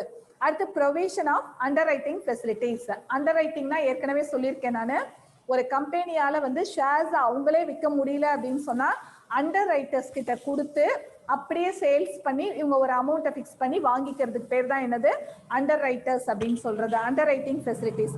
Assistance in promotions of companies. Assistance in promotion of companies. Participation in equity capital. Giving expert advice. அதே மாதிரி வந்துப்பா ஒரு என்டர்பிரினர் இருக்காரு, அந்த எக்ஸ்பர்ட் அட்வைஸ் வந்து ரொம்ப இம்பார்ட்டன்ஸ். ஒரு என்டர்பிரினர் இருக்காரு, அவர் தொழில் செய்யணும்னு நினைக்கிறாருங்கும் போது அவர் போய் வந்து பேங்க்ல கடன் வாங்க போகும்போது நீங்க பார்த்துருப்பீங்க, சாதாரணமா பேங்க்கு போகும்போதே பார்த்தா இங்க உள்ள நான் பிசினஸ் பீப்புள் எல்லாம் நோட் பண்ணியிருக்கேன், உள்ள போய் மேனேஜர் கிட்ட வந்து பேசிட்டு இருப்பாங்க பாத்தீங்கன்னா. அப்ப மேனேஜர்கிட்ட பேசுறதுங்கிறது வந்து கதை பேசுறதுக்காக போறது கிடையாதுமா, அவங்க சில அட்வைஸ் எல்லாம் கொடுப்பாங்க உங்களுக்கு. அதே மாதிரி வந்து நம்ம இண்டஸ்ட்ரி எல்லாம் பண்ணிட்டு இருக்கோம் பாத்தீங்களா, அப்ப அந்த இண்டஸ்ட்ரியில வந்து என்னென்ன டெவலப் பண்ணலாம் அப்படின்னு சொல்லிட்டு ஒரு எக்ஸ்பர்ட் அட்வைஸ் பண்றதுக்கெல்லாம் பண்றாங்க. இப்போ ஐடிபிஐ பேங்க் இருக்கு அப்படின்னு சொன்னா அந்த மேனேஜர் வந்து பலதரப்பட்ட மக்களை பாக்குறாரு, பல என்டர்பிரினர்ஸா பாக்குறாரு. அப்போ வந்து அவருக்கு நிறைய ஐடியாஸ் எல்லாம் கிடைக்கும். அந்த ஐடியாஸ்ல இருந்து என்ன பண்ணுவாருன்னு சொன்னா தெரியாதவங்களுக்கு இல்ல அவங்க பிசினஸ் பண்றவங்களுக்கு அட்வைஸ் பண்ணுவாங்க. இந்த மாதிரி எல்லாம் என்ன பண்றாங்க, நிறைய சர்வீசஸ் பண்றாங்க. அப்ப பினான்சியல் மார்க்கெட் அப்படிங்கிறது வந்து மணியை வந்து ப்ரொவைட் பண்றதுக்கு மட்டும் கிடையாதுப்பா, அவங்க என்ன செய்யறாங்க, மக்களுக்கு சேவை செய்யறதுக்காகவும் அதாவது சர்வீஸ் செய்யறதுக்காகவும் இருக்காங்கன்னு சொல்றாங்க. டெவலப்மெண்ட் ஆஃப் பேக்வர்ட் ஏரியாஸ், இதுதான் ரொம்ப இம்பார்ட்டன்ஸ். அதாவது எப்பவுமே பாத்தீங்க அப்படின்னு சொன்னா ஏன் பேக்வர்ட் ஏரியாவை டெவலப் பண்ணணும்? இப்போ வந்து இப்போ வடலூர் மாதிரி பிளேஸ் வந்து கொஞ்சம் பேக்வேர்டு தான், நம்ம வந்து சிட்டியில இல்லை, சிட்டி கான்செப்ட்ல இல்லை. ஆனால் நிறைய நீங்க வந்து இண்டஸ்ட்ரி எல்லாம் பார்த்தீங்கன்னா சிட்டி சைடு தான் அதிகமாக இருக்கும். இப்போ மும்பை அந்த மாதிரி மெட்ரோபாலிஷன் சிட்டிஸாக இருக்கட்டும், இல்லை சாதாரணமாக சென்னை சைடெல்லாம் போனால் நிறைய கம்பெனி இங்கேருந்தே என்ன பண்ணுவாங்கன்னு கேட்டால் நிறைய பேர் ஒர்க் பண்ணுறதுக்கு சென்னை தான் போவாங்க. அப்போ இதெல்லாம் என்னன்னு சொல்றதுன்னா பேக்வேர்டு ஏரியா. அப்ப இங்க வந்து ஒருத்தர் தொழில் ஆரம்பிக்கிறேன்னு சொன்னா அவங்கள டெவலப் பண்ணி விடுறது தான் எதோட வேலை அப்படின்னு சொன்னா இந்த பினான்சியல் மார்க்கெட் இவங்களோட ஒர்க்கு. இங்க ஒருத்தவங்க வந்து ஏன் அப்படி டெவலப் பண்ணி விடுறாங்க சொல்லுங்க பார்க்கலாம். இங்க உள்ளவங்களை டெவலப் பண்ணி விடும்போது ஒரு இண்டஸ்ட்ரி ஆரம்பிச்சாங்க அப்படின்னு சொன்னா அன்எம்ப்ளாய்மெண்ட் ப்ராப்ளம் சால்வ் ஆகும். இங்க உள்ளவங்க நிறைய பேருக்கு என்ன கிடைக்கும், உங்களுக்கு வேலை கிடைக்கும். அதுக்காக தான் என்ன சொல்றது, பேக்வேர்டு ஏரியால டெவலப் பண்றதுக்காக இந்த பினான்சியல் மார்க்கெட், அதாவது இந்த கேபிட்டல் மார்க்கெட் வந்து ரொம்ப வந்து சர்வீஸ் பண்றாங்க அப்படின்னு சொல்றாங்க. அடுத்து வந்து ஃபாரின் கேபிட்டல், அதாவது இந்த லிபரலைசேஷன் ஒரு கான்செப்ட் பார்த்துருக்கோம். லிபரலைசேஷன் அப்படின்னு சொன்னா இங்க இருந்து கேபிட்டலை கொண்டு போயிட்டு எங்க நம்ம இன்வெஸ்ட் பண்றோம், ஃபாரின்ல இன்வெஸ்ட் பண்றதுக்கு பேர் தான் உங்களுக்கு வந்து லிபரலைசேஷன். ஃபாரின்ல போயிட்டு நம்ம இன்வெஸ்ட் பண்ணும்போது, அமௌண்ட்டை இன்வெஸ்ட் பண்ணும்போது இப்ப அங்க டெவலப் பண்ற பணத்தையுமே என்ன பண்ணுவாங்கன்னு கேட்டா திரும்ப அவங்க இந்தியாவுக்கு தான் பேங்க்ல அனுப்புவாங்க. நான் நிறைய வந்து சரி, நான் போன வருஷத்துல ஒரு கான்செப்ட் சொல்லியிருக்கேன். என்ஆர்ஐ அக்கௌண்ட் எல்லாம் இருக்கு பாத்தீங்களா. என்ஆர்ஐ அக்கௌண்ட்னா ஃபாரின்ல வேலை செய்யறாங்க பாருங்க, அவங்களுக்கு பேங்க் அக்கௌண்ட் இருக்கும். அந்த பேங்க் அக்கௌண்ட்ல வந்து எவ்வளவு நீங்க அமௌண்ட் போட்டாலுமே என்ன கிடையாதுன்னு கேட்டா டாக்ஸ் கிடையாது. ஏன் டாக்ஸ் கிடையாது? இது ஒரு சின்ன கான்செப்ட் தான். ஏன் கிடையாதுன்னு சொன்னா இப்ப ஃபாரின்ல இருந்து சம்பாதிக்கிறவங்க வந்து லட்சக்கணக்கில் சம்பாதிப்பாங்க. அதாவது ஒரு ஐடி ஃபீல்ட்ல இருக்கிறவர் பாத்தீங்கன்னா ஒரு 5 லட்சம் ரூபாய் மந்த்லி சேலரி வாங்குவார், ஒரு 3 lakhs அக்கௌண்ட்ல போடுவாரு. இப்படியே போட்டு போட்டு 1 கோடி கிட்ட இருக்கும். சரி, இப்ப அந்த அமௌண்ட் எல்லாம் பேங்க்ல தானே இருக்கு. அந்த அமௌண்ட்டை வந்து யார் எடுத்து யூட்டிலைஸ் பண்ணிக்கிறா? கவர்மெண்ட். அப்ப இந்த என்ஆர்ஐ அமௌண்ட்டை வந்து யார் எடுத்து யூட்டிலைஸ் பண்ணிக்கிட்டே இருக்கா? பேங்க்காரவங்க யூட்டிலைஸ் பண்றதுனால அவங்களுக்குன்னு ஒரு என்ன பண்றாங்க, ரிலாக்ஸேஷன் கொடுக்கறது. டாக்ஸ் வந்து அவங்களுக்கு கிடையாது. அப்ப ஃபாரின் கேபிட்டல் அப்படின்னு சொன்னா அங்க போய் டைரக்டா வந்து இன்வெஸ்ட் பண்றது. This not only brings in foreign capital but also foreign technology. அதாவது ஃபாரின் கேபிட்டலை மட்டும் யூஸ் பண்ணி பிசினஸ் பண்றதுன்னு கிடையாதுன்னு சொல்றாங்கப்பா. அவங்களோட டெக்னாலஜியும் யூஸ் பண்றதுக்கு இந்த இது வந்து கேபிட்டல் மார்க்கெட் உதவியா இருக்கு. நெக்ஸ்ட் வந்து ஈஸி லிக்விடிட்டி. லிக்விடிட்டினால என்ன சொல்லியிருக்கேன் miss, cash in hand. Cash in hand அப்படிங்கிறதா என்னது, லிக்விடிட்டின்னு நம்ம படிச்சிருக்கோம். அப்போ வந்து நீ வந்து ஷேர் வாங்கி வச்சிருக்க. இப்போ இன்னைக்கு வந்து நான் வந்து ஒரு HCL கம்பெனியோட ஷேர் வந்து ஒரு 50 ஷேர் வச்சிருக்கேன். திடீர்னு எனக்கு வந்து நாளைக்கு பணம் தேவைப்படுது. ஒரு ஷேரோட ரேட் வந்து 2000 rupees இருக்குன்னு வச்சுக்கோங்க. HCL கம்பெனி நல்ல ஒரு ப்ராடக்ட் உள்ள கம்பெனி தான். கம்பெனி இது கம்ப்யூட்டர் கம்பெனி. உங்களுக்கு திடீர்னு எனக்கு வந்து நாளைக்கு பணம் தேவைப்படுது அப்படின்னு சொன்னா நான் என்ன பண்ணலாம், காலையில ஒரு 10-11 மணிக்கெல்லாம் கொண்டு போய் ஷேரை சேல்ஸ் பண்ணிடலாம். பண்ணிட்டு அவங்க என்ன செஞ்சிருவாங்க, என் அக்கௌண்ட்ல ஆட்டோமேட்டிக்கா அமௌண்ட் ஏத்திடுவாங்க. இதுக்கு பேர் தான் என்னது, ஈஸி லிக்விடேஷன். அப்போ ஒரு ஷேரோட ரேட் 2000 அப்படின்னு சொன்னா 10 ஷேரோட ரேட் என்ன ஆகுது உங்களுக்கு, 20,000. 50ங்கும் போது என்ன ஆகுது, 1 lakh. அந்த 1 lakh எனக்கு என்ன ஆகுது, உடனடியா கேஷா கிடைச்சிருது உங்களுக்கு. அப்ப அது வந்து ஈஸியா வந்து பணம் பொருள்றதுக்கு வந்து இது ஒரு கேபிட்டல் மார்க்கெட் அப்படிங்கிறது ரொம்ப ஹெல்ப்ஃபுல்லா இருக்கு. ஓகே, நெக்ஸ்ட் வந்து பாருங்க, Indian capital market evaluation and growth. எப்படி வந்து இந்தியாவை பொறுத்த வரைக்கும் கேபிட்டல் மார்க்கெட் வந்து வளர்ச்சி அடைஞ்சிச்சுன்னு பார்ப்போம். 1973ல பாருங்கப்பா, market and development of infrastructure for capital market. Okay, இப்போ வந்து நான் ஏற்கனவே முன்னாடி சொன்ன மாதிரிப்பா கேபிட்டல் மார்க்கெட்டுக்கு வந்து ரொம்ப ஹெல்ப்ஃபுல்லா இருக்கிறது எதுன்னு சொன்னேன், இந்த இண்டஸ்ட்ரிக்குன்னு ஹெல்ப் பண்றாங்க பாத்தீங்களா, அந்த பேங்கால தான் எது வந்து உங்களுக்கு டெவலப் ஆனிச்சு அப்படின்னு சொன்னா இந்த கேபிட்டல் மார்க்கெட் வந்து நல்லா டெவலப் ஆனிச்சு. அப்படி என்னென்ன வந்து இண்டஸ்ட்ரிக்கு ஹெல்ப் பண்றதுக்குன்னு சொல்லிட்டு பேங்க் கொண்டு வந்தாங்கன்னு பாத்தீங்கன்னா IFCI, ICICI, IDBI. இது வந்து பேஜ் நம்பர் 31ல புக்ல கொடுத்துருக்காங்க. UTI and SFCC. SFC அப்படின்னா ஸ்மால் ஃபினான்ஸ் கார்பரேஷன். சின்ன சின்ன என்டர்பிரினர்ஸ் எல்லாம் இருக்காங்க பாத்தீங்களா, அவங்கள டெவலப் பண்றதுக்காக தான் என்ன கொண்டு வந்திருக்காங்க உங்களுக்கு, SFC, அந்த SIDs இதெல்லாம் கொண்டு வந்திருக்காங்க. இதெல்லாமே அப்ப இந்த சிப்காட்ன்னு சொல்றாங்க. அப்ப ஊருக்கு வெளியில ஒரு ஏரியா சிப்காட்லாம் இருக்கு பாத்தீங்களா, இந்த சிப்காட்ல உள்ளவங்களை டெவலப் பண்ணி விடுறதுக்கு அந்த சின்ன சின்ன இண்டஸ்ட்ரி வச்சிருக்காங்க பாருங்க, அவங்களெல்லாம் டெவலப் பண்றதுக்காக இந்த இதுல இருந்து என்ன பண்ணாங்க உங்களுக்கு, லோன் கொடுத்தாங்க. அப்ப லோன் கொடுக்கறதுக்காக தான் இந்த மாதிரி பேங்க் எல்லாம் வந்து 1973ல வந்து எஸ்டாப்ளிஷ் ஆனிச்சு. During the period between 1980 and 1992 debenture engaged as a powerful instrument of resource mobilization to the primary market. இந்த லைனை பாருங்களேன். அதாவது 1980ல இருந்து 1992 வரைக்கும் பாத்தீங்கன்னா இந்த டிபெஞ்சர் பாண்ட் இது வந்து நான் கேள்விப்பட்டிருக்கேன். இந்த டிபெஞ்சர் பாண்ட் வந்து வாங்கி வச்சிருக்காங்க பாத்தீங்களா. அவங்களுக்கு வந்து ஆனா நம்ம வந்து ரொம்ப கொஞ்சம் ரூரல் ஏரியால இருக்கிறதுனால ஷேர்ஸ் பத்தி டிபெஞ்சர்ஸ் பத்தி வந்து ரொம்ப தெரிஞ்சுக்க முடியாது. ஆஸ் அ காமர்ஸ் ஸ்டூடெண்ட்ஸா நீங்க வந்து கட்டாயமா வந்து ஷேர்ஸ்னா என்னன்னு சொல்ல தெரியணும், டிபெஞ்சர்ஸ்னா என்னன்னு சொல்ல தெரியணும்.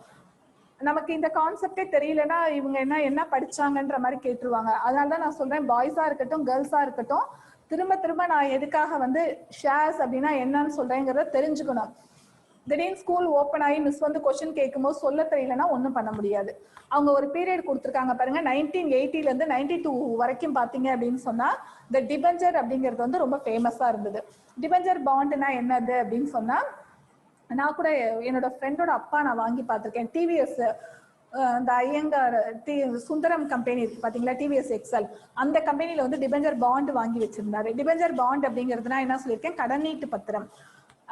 கடனீட்டு பத்திரம் அப்படின்னு சொன்னா இப்ப ஷேர்ஸ்ன்னு சொன்னா நமக்கு லாஸ் ஆகிறதுக்கு கூட வாய்ப்பு இருக்கு. நீ ஒரு 500க்கு ஒரு கம்பெனியோட ஷேர் வாங்குற, திடீர்னு மார்க்கெட் டவுன் ஆச்சு. இப்ப பாருங்க கொரோனா வைரஸ் வரும் நமக்கு யாருக்கும் தெரியாது. இப்ப இது வந்ததுனால உனக்கு என்னவாச்சு, ஷேர் மார்க்கெட் வந்து ரொம்ப அடிபட்டுக்கிட்டே தான் போயிடுச்சு.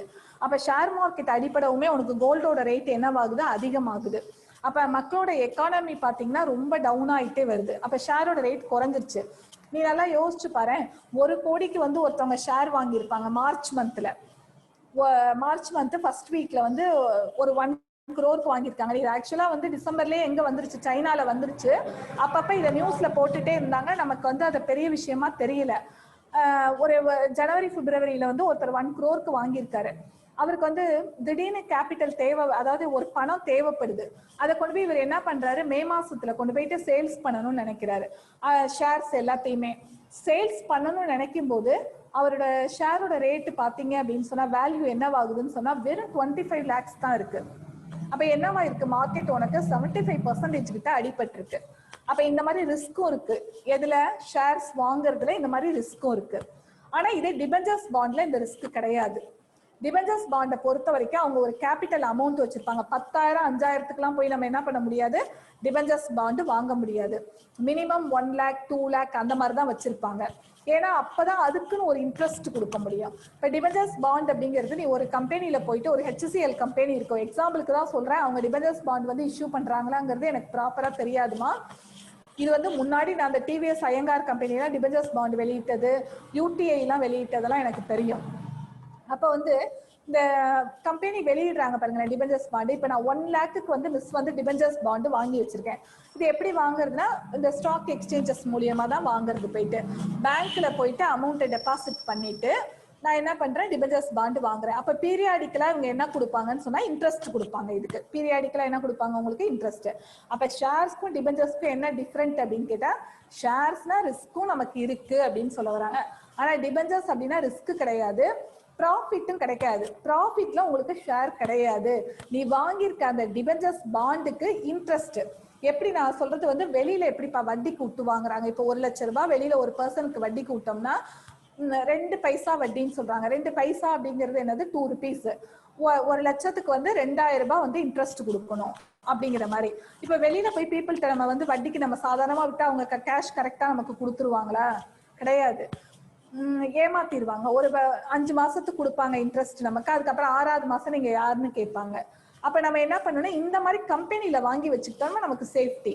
ஏன்னா ஒருவேளை கம்பெனி திடீர்னு வந்து உங்களுக்கு வந்து இன்சால்வென்ட் ஆயிடுது, இல்ல வந்து கம்பெனில வந்து ஏதாவது ஒரு இது லிக்விடேஷன் க்ளோஸ் பண்றாங்க, அப்படி கம்பெனியை க்ளோஸ் பண்றாங்க அப்படின்னு சொல்லும்போது ஃபர்ஸ்ட் ப்ரிஃபரன்ஸ் யாருக்கு கொடுப்பாங்க அப்படின்னு சொன்னா இந்த மாதிரி டிபெஞ்சர் ஹோல்டர்ஸ்க்கு தான் கொடுப்பாங்க. அப்போ வந்து அந்த டிபெஞ்சர்ஸ் பாண்ட் அப்படிங்கிறது வந்து இந்த கேபிட்டல் மார்க்கெட்ல ரொம்ப இதா இருந்தது, தீவிரமா இருந்தது. சரி, இந்த டிபெஞ்சர்ஸ் பாண்ட் ஏன் வெளியிடுறாங்க அப்படின்னு சொன்னா, ஷேர்ஸ் இவங்க வெளியிட்டு இவங்களுக்கு தேவையான கேபிட்டலை யார் வந்து சரி பண்ணிக்கிறா, இண்டஸ்ட்ரியில வந்து இண்டஸ்ட்ரியோ இல்லை ஆர்கனைசேஷன்ல வந்து என்ன பண்ணிக்கிறாங்க, கலெக்ட் பண்ணிக்கிறாங்க. அப்ப இன்னும் அவங்களுக்கு கேபிட்டல் தேவைப்படுது, பிசினஸ்க்கு இன்னும் கொஞ்சம் பணம் தேவைப்படுதுங்கும் போது அவங்க என்ன வெளியிட்டுக்கலாம்னா டிபெஞ்சர்ஸ் பாண்ட். அப்ப நீங்க கேட்கலாம், மிஸ் டிபெஞ்சர்ஸ் பாண்ட் எவ்வளவு வேணா வெளியிட்டு நம்ம கேஷ் வாங்கிக்கலாமானா கிடையாது. நம்ம எந்த அளவுக்கு கேபிட்டல் போடுறோமோ அதுக்கு ஒரு லிமிட் வச்சிருப்பாங்க. இந்த லிமிட் வந்து இதுக்கான பெர்மிஷனை யார்கிட்ட வாங்கணும் அப்படின்னு சொன்னா செபி கிட்ட தான் வாங்கணும். அடுத்து பாருங்க, the public sector bonds were introduced. A number of stock exchanges came into existence. There was a momentous growth in the secondary market. Secondary market வந்து டெவலப் ஆகிறதுக்கு இந்த கேபிட்டல் மார்க்கெட் வந்து ரொம்ப ஹெல்ப்ஃபுல்லா இருந்தது. அதாவது பிரைமரி மார்க்கெட்ல ஷேர்ஸை வந்து வெளியிடுவாங்க. இந்த ஷேர்ஸை வந்து செகண்டரி மார்க்கெட்ல வாங்குறதுக்கு இந்த ஸ்டாக் எக்ஸ்சேஞ்சஸ்லாம் வந்து ரொம்ப ஹெல்ப்ஃபுல்லா இருந்துச்சுன்னு சொல்றாங்க. SEBI emerged as an effective regulatory body for the primary and secondary market and offered a measure of protection to small investors. Okay, new financial services such as credit trading was introduced. அதாவது செபிங்கிறது என்னதுப்பா, stock exchange board of India. இந்த SEBI வந்து small இன்வெஸ்டர்ஸ்க்கு ஒரு boost up பண்றதுக்காக இருக்குதுன்னு சொல்றாங்க. இப்போ நான் வந்து ஒரு ஸ்மால் இன்வெஸ்டர், நான் வந்து ஒரு 50,000 ரூபாய் மட்டும்தான் இன்வெஸ்ட் பண்ணணும்னு ஆசைப்படுறேன்னு சொன்னா அந்த அளவுக்குரிய ஷேர் கூட நான் என்ன பண்ணிக்க முடியும், போயிட்டு ஸ்டாக் எக்ஸ்சேஞ்சில் வாங்கிக்க முடியும். நான் வந்து இன்வெஸ்டர் அப்படிங்கும் போது என்னோட கேபிட்டலை வந்து நான் ரைஸ் பண்ணணும், அதாவது என்னோட சேவிங்ஸை வந்து இன்க்ரீஸ் பண்ணணுங்கும் போது இதுக்கு உதவி செஞ்சது யாருன்னு கேட்டா இந்த செபி தான். இந்த செபி வந்து உதவி செய்யறது மூலியமா அங்க என்ன ஆகுது, உங்களுக்கு கேபிட்டல் கம்பெனிக்கு ரைஸ் ஆகுது. நெக்ஸ்ட் பாருங்க, பேஜ் நம்பர் 31ல அடுத்த பேராகிராஃப். இதை பார்த்துட்டு the new financial institutions பார்ப்போம். அடுத்து, a number of committees were constituted in order to suggest measures to revamp and restructure the working of the secondary market and cause buoyancy in the primary market. Some of these committees were, அதாவது இந்த primary மார்க்கெட்ல ஷேரை வெளியிட்டு secondary மார்க்கெட்டுக்கு அடுத்து வருது இல்லப்பா, இதுக்குன்னு என்ன பண்ணாங்க, சில கமிட்டி எல்லாம் இருந்ததுன்னு சொல்றாங்க. அது என்னன்னு பாருங்க, committee on organisation and management of stock exchange, working group of the development of the capital market, a study group for guidelines relating to valuation and new instrument, a high powered study group on establishment of new stock exchange. NSE தான் வந்து என்ன சொல்றாங்க, ஒரு high level மீடியேட்டரா சொல்றாங்க. Share வாங்கி விற்கிறதுல வந்து ஒரு high level mediator. அப்ப என்எஸ்சி பிஎஸ்சி நான் சொன்னேன்ல மிஸ், ரெண்டு இதுல வர அந்த கம்பெனிஸ் தான் உங்களுக்கு என்னவா இருக்கும், நல்ல பவர்ஃபுல்லான கம்பெனிஸ். அதாவது இதோட ஷேரோட ரேட் வந்து ரொம்ப இன்க்ரீஸும் ஆகாது, ரொம்ப டிக்ரீஸும் ஆகாது, ஓரளவுக்கு மீடியமா இருக்கும் அப்படின்னு சொல்ல வராங்க. அடுத்து பாருங்க மிஸ், கண்டினியூ பண்ணலாமா லெசனை முடிக்கிறதுக்கு?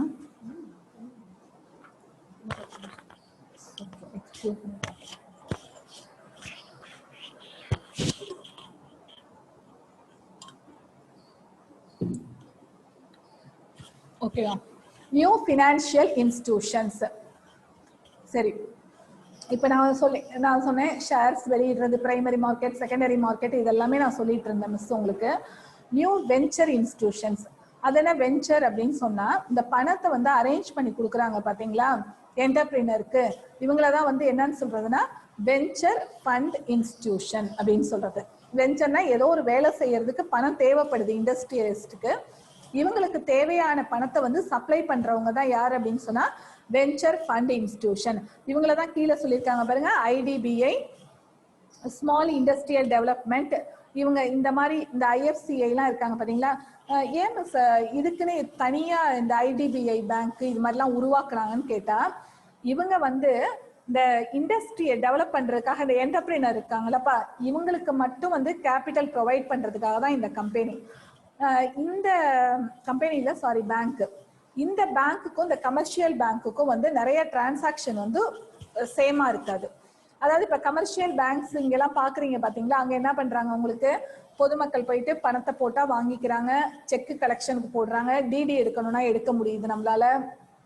அப்புறம் வந்து நெஃப்ட் டிரான்ஸ்ஃபர் ஒரு இடத்துல இருந்து இன்னொரு இடத்துக்கு பண்ணணும்னா பண்ண முடியுது. இந்த மாதிரி நிறைய ஒர்க் நம்மளால பண்ண முடியுது. ஆனா இந்த ஐடிபிஐ பேங்கோ இல்ல ஐஎஃப்சிஐ பேங்க், இந்த மாதிரி பேங்க் எல்லாம் இருக்கு பாத்தீங்களா, இந்த இண்டஸ்ட்ரியை டெவலப் பண்றதுக்குன்னே உருவாக்குன பேங்க் எல்லாம் இருக்கு பாருங்க, இவங்கெல்லாம் என்ன செய்யறதுன்னா இந்த மாதிரி ஒர்க் எல்லாம் செய்ய மாட்டாங்க. செக் கலெக்ஷன் போடுறது, டிடி எடுக்கிறது, அதுக்கப்புறம் வேற சேவிங்ஸ் நெஃப்ட் டிரான்ஸ்ஃபர், அந்த மாதிரி எந்த மாதிரியான ஒர்க்குமே செய்ய மாட்டாங்க. இவங்களோட ஒர்க் என்னன்னு கேட்டாங்கன்னா மக்கள்கிட்ட வந்து டெபாசிட் வாங்கிப்பாங்க. அதை வந்து என்ன செய்வாங்க அப்படின்னு சொன்னா அவங்களுக்கு ஒரு இன்ட்ரெஸ்ட், அதுல இருந்து என்ன செய்வாங்க அப்படின்னு சொன்னா என்டர்பிரினர்ஸ்க்கு வந்து இண்டஸ்ட்ரியலிஸ்ட்க்கு உதவி செய்வாங்க. இதுக்கு பேர் தான் வெஞ்சர் ஃபண்ட் இன்ஸ்டிடியூஷன் அப்படின்னு சொல்றது. நெக்ஸ்ட் வந்து மியூச்சுவல் ஃபண்ட்ஸ். மியூச்சுவல் ஃபண்ட் பத்தி கட்டாயமா நல்லா தெரிஞ்சுக்கணும் எல்லாருமே. ஏன்னா ஃபியூச்சர்ல வந்து நீங்க கூட வாங்குறதுக்கு வந்து வாய்ப்பு இருக்கு. மியூச்சுவல் ஃபண்ட்னா என்னன்னு பாருங்க. அதாவது மிஸ் வந்து இது ஒரு சின்ன ஸ்டோரி மாதிரியே சொல்லிடுறேன். இப்போ நான் வந்து ஒரு இன்வெஸ்டர், எனக்கு வந்து ஒரு 50,000 ரூபாய் சேலரி வருது.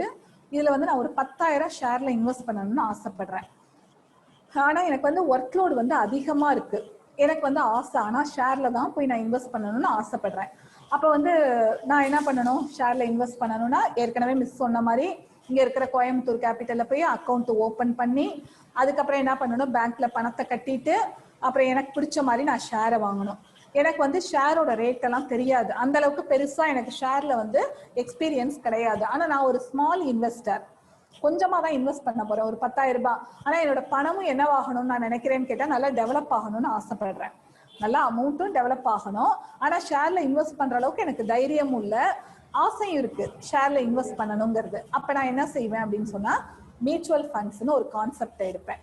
மியூச்சுவல் ஃபண்ட் அப்படிங்கிறது வந்து நிறைய பேங்க்ஸ் வெளியிடுறாங்கம்மா. ஐசிஐசிஐ பேங்கா இருக்கட்டும், அதுல சில பேங்க் எல்லாம் கொடுத்துருக்காங்க பாருங்க, எல்ஐசி இருக்கட்டும், யூடிஐ இருக்கட்டும், இவங்க எல்லாருமே மெயினா வந்து ஐசிஐசிஐ பேங்க்ல எல்லாம் வந்து இது ஒரு ஒர்க்காவே செய்யறாங்க. சரி, அப்ப நான் ஒரு 10,000 ரூபாய்க்கு என்ன பண்றேன், பாண்டு வாங்கணும்னு நினைக்கிறேன். பேங்க்ல போயிட்டு இந்த பணத்தை கட்டிட்டு நான் பாண்டை வாங்கிட்டு வந்துடுறேன். இதுவும் வந்து யாரோட கண்ட்ரோல்ல தான் இருக்கும்னா ஸ்டாக் எக்ஸ்சேஞ்சோட கண்ட்ரோல்ல தான் இருக்கும். இந்த பாண்டை வாங்கிட்டு வந்துட்டு ஒரு 3 இயர்ஸ் சொல்லிடுவாங்க, லாக்இன் பீரியட்னு ஒண்ணு இருக்கு. நீங்க வந்து 3 இயர்ஸ்க்கு இந்த பாண்டை கொடுத்து பணத்தை வாங்க முடியாதுன்னு சொல்லிடுவாங்க. நான் வாங்கி வச்சுக்கிறேன். நான் எப்பவுமே சொல்லியிருக்கேன், ஷேர்ல வந்து ஒருத்தர் இன்வெஸ்ட் பண்றாரு அப்படின்னு சொன்னா கொஞ்சம் லாங் டேர்மா வெயிட் பண்ணாதான் என்னவாகும், உனக்கு ஷேர்ஸுக்கான ஒரு இம்ப்ரூவ்மெண்ட் இருக்கும். நான் வந்து ஸ்பெகுலேட்டர்ஸ் மாதிரி இன்னைக்கு போட்டு எனக்கு நாளைக்கே வேணும் காசு அப்படின்னு சொன்னா நான் என்ன பண்ண முடியாது. லக்குல வேணா, அதாவது 100ல ஒருத்தர் 2 பேருக்கு வேணா என்னவாகும், உனக்கு நல்ல பணம் கிடைக்கும். எல்லாருக்குமே அந்த அளவுக்கு கிடைக்கும்னு சொல்ல முடியாது. இப்ப இதே வந்து பாத்தீங்க அப்படின்னு சொன்னா இப்ப எல்ஐசியா இருக்கட்டும், இந்த ஐசிஐசிஐ பேங்கா இருக்கட்டும், இவங்கள்ட்ட போயிட்டு நான் மியூச்சுவல் ஃபண்ட் வாங்குறேன். அப்ப நான் என்ன பண்றேன், லாக்இன் பீரியட் ஒரு 3 இயர்ஸ்.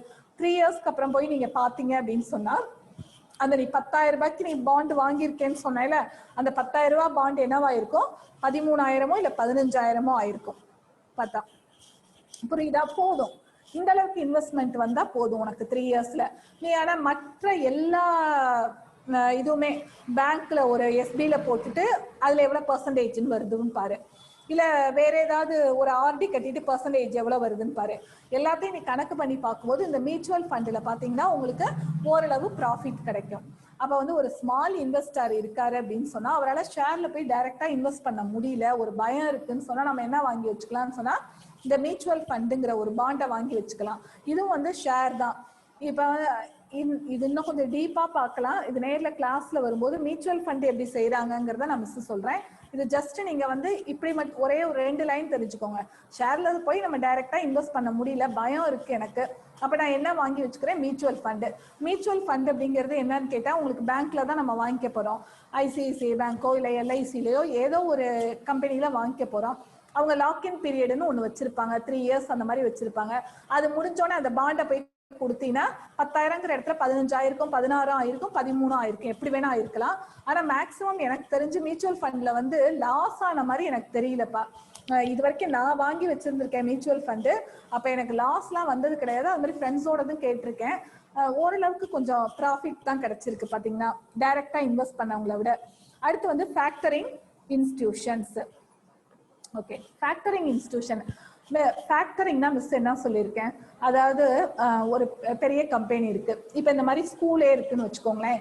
இப்போ நம்ம ஸ்கூலே வந்து இப்போ நம்ம ஸ்கூல் மட்டும்தான் நம்ம ரன் பண்ணிட்டு இருக்கோம்.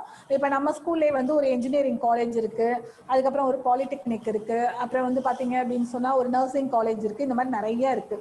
அப்ப இத்தனை இன்ஸ்டிடியூஷன் இருக்கும்போது நம்ம என்ன பண்றது அப்படின்னு சொன்னா கிளீனிங் ஒர்க்னா ஒரு கான்ட்ராக்ட்ல விட்டுறது, நீங்க தான் கிளீனிங் ஒர்க் ஃபுல்லா பாத்துக்கணும். அதுக்கு ஒருத்தர் தலைவரா இருந்து ஒரு 10 பேரை வச்சு ஒவ்வொரு இன்ஸ்டிடியூஷனா கிளீன் பண்றதா அந்த ஒர்க்கெல்லாம் ஏன் இப்படி கொடுத்துட்றாங்க அப்படின்னு சொன்னா, இந்த மாதிரி ஒர்க்கை பிரித்து கொடுக்கும்போது அவங்களுக்கு ஈஸியாக இருக்கும் மேனேஜ்மெண்ட்டுக்கு. மேனேஜ்மெண்ட்டால் இப்போ மேடம் ஒரு ஆள் தான் மேனேஜ்மெண்ட் பார்க்குறாங்கன்னு வச்சுக்கோமே, இவங்களால போய் எல்லாத்தையுமே இந்த எப்படியெல்லாம் க்ளீன் பண்ணுறாங்க அந்த மாதிரி பார்க்க முடியாது. அடுத்து கார்டனிங்னா ஒரு குரூப் ஆஃப் பர்சன்ட்டை கொடுத்துட்றது. அப்புறம் வந்து பிளம்பர் ஒர்க்னா அது ஒரு பர்சன். இதுக்கு பேர் தான் வந்து ஃபேக்டரிங் சொல்றது. அப்போ வந்து பேங்க்லாம் என்ன செஞ்சாங்க அப்படின்னு சொன்னா, இப்போ வந்து ஒரு மீடியேட்டர் மாதிரி செயல்பட்டாங்கன்னு சொல்றாங்க. இப்போ பேங்க்ல வந்து இண்டஸ்ட்ரியலிஸ்ட் இவங்களுக்குலாம் என்ன பண்றாங்க, ஹெல்ப் பண்றாங்க. இது ஃபேக்டரிங்க்கு வந்து நான் முன்னாடியே மிஸ் ஒரு படம் பேர் சொல்லியிருக்கேன். நீங்க பார்த்துருப்பீங்க, பைரவா படத்துல வந்து விஜய் வந்து ஹீரோவா இருப்பாரு. அவர் வந்து பாத்தீங்கன்னா ஒரு பேங்க் மேனேஜர் வந்து ஃபர்ஸ்ட் ஒரு ஆள்கிட்ட போயிட்டு என்ன பண்ணுவாரு, பணம் கலெக்ட் பண்றதுக்காக போவாரு. கலெக்ட் பண்ண போகும்போது அவங்க அடிச்சு அனுப்பிடுவாங்க. அப்ப அந்த விஜய் தான் போய் என்ன பண்ணுவாரு, அந்த பணத்தை வந்து கலெக்ட் பண்ணுவாரு. அப்ப அந்த மாதிரி பர்சன் தான் என்னன்னு சொல்றது, ஃபேக்டரிங் சொல்றது. பேங்க்குக்காக இவங்க வந்து மணி என்ன பண்ணி கொடுக்குறாங்க, கலெக்ட் பண்ணி கொடுக்குறாங்க. ஏன்னா பேங்கால எல்லா ஒர்க்குமே செய்ய முடியாதுங்கிறதுனால தான் இந்த மாதிரி அரேஞ்ச்மெண்ட் பண்றதுக்காக இந்த ஃபேக்டரிங்னு ஒன்று வந்து உருவானுச்சு. அதுல சில ஃபேக்டரிங்லாம் சொல்லியிருக்காங்க பாருங்க. SBI factors and commercial services private limited, a subsidiary of State Bank of India and Canara bank factors limited. 2 இது சொல்லியிருக்காங்க பாருங்க. இவங்கெல்லாம் வந்து ஒரு ஃபேக்டரிங்கா வந்து செயல்படுறாங்கன்னு சொல்றாங்க. அடுத்து வந்து OTCEI, Over The Counter Exchange of India. அப்படின்னா என்னன்னு கேட்டா, இந்தியாக்குள்ள வந்து நீங்க எங்க வேணாலும் ஷேரை வாங்கி வித்துக்கிறதுக்கு பேர் தான் என்னது, OTCI. ஏற்கனவே சொல்லியிருக்கேன் நான். இப்போ நான் வடலூர்ல இருக்கேன், இப்போ நெய்வேலியில போயிட்டு ஒரு கேபிட்டல் அக்கௌண்ட் ஓப்பன் பண்ணி ஷேர்ஸ் வாங்குறேன் அப்படின்னு சொன்னா ஆன்லைன் மூலியமாவே நான் ஷேர்ஸை விற்கிறேன். இங்க இருந்து ஹைதராபாத்ல உள்ளவரோ இல்ல ஒரு பூனேல உள்ளவரோ என்ன பண்ணுவாரு, என்னோட ஷேர்ஸை வாங்கிப்பாரு. இந்த ஆன்லைன் டிரான்சாக்ஷன்ஸ்க்கு பேர் தான் என்னது, OTCI அப்படின்னு சொல்றது. நெக்ஸ்ட் வந்து NSEI மிஸ் சொல்லியிருக்கேன். NDTVல பாத்தீங்க அப்படின்னு சொன்னீங்கன்னா NSE BSEன்னு 2 பேர் ஓடிக்கிட்டே இருக்கும். பொதுவாகவே வந்து ஈவினிங்ல வந்து நியூஸ் பார்க்கும்போது பாருங்க, கீழே வந்து NSE BSEன்னு போட்டு தான் உங்களுக்கு வந்து அமௌண்ட் சொல்லுவாங்க. கிரீன்ல இருக்கும். கிரீன்ல இருந்தா ஷேரோட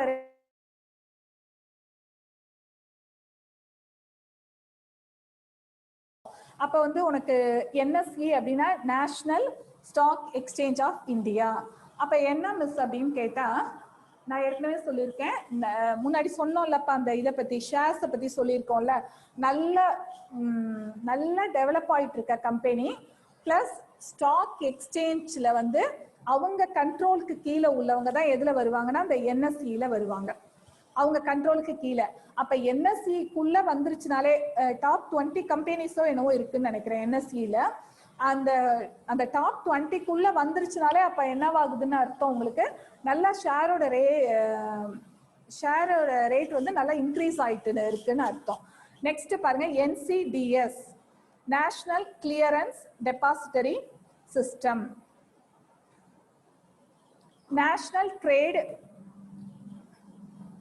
National Depository System, which arranges to provide for the transfer of ownership of securities in exchange on payment of book entry on electronic ledgers without any physical movement of transfer deed. இதான் NCDS அப்படின்னு சொன்னா, இப்போ நான் சொன்னேன்ல, ஒரு இடத்துல இருந்து இன்னொரு இடத்துக்கு வந்து ஷேர்ஸை வந்து ஈஸியா வித்தரலாம்னு சொன்னேன்.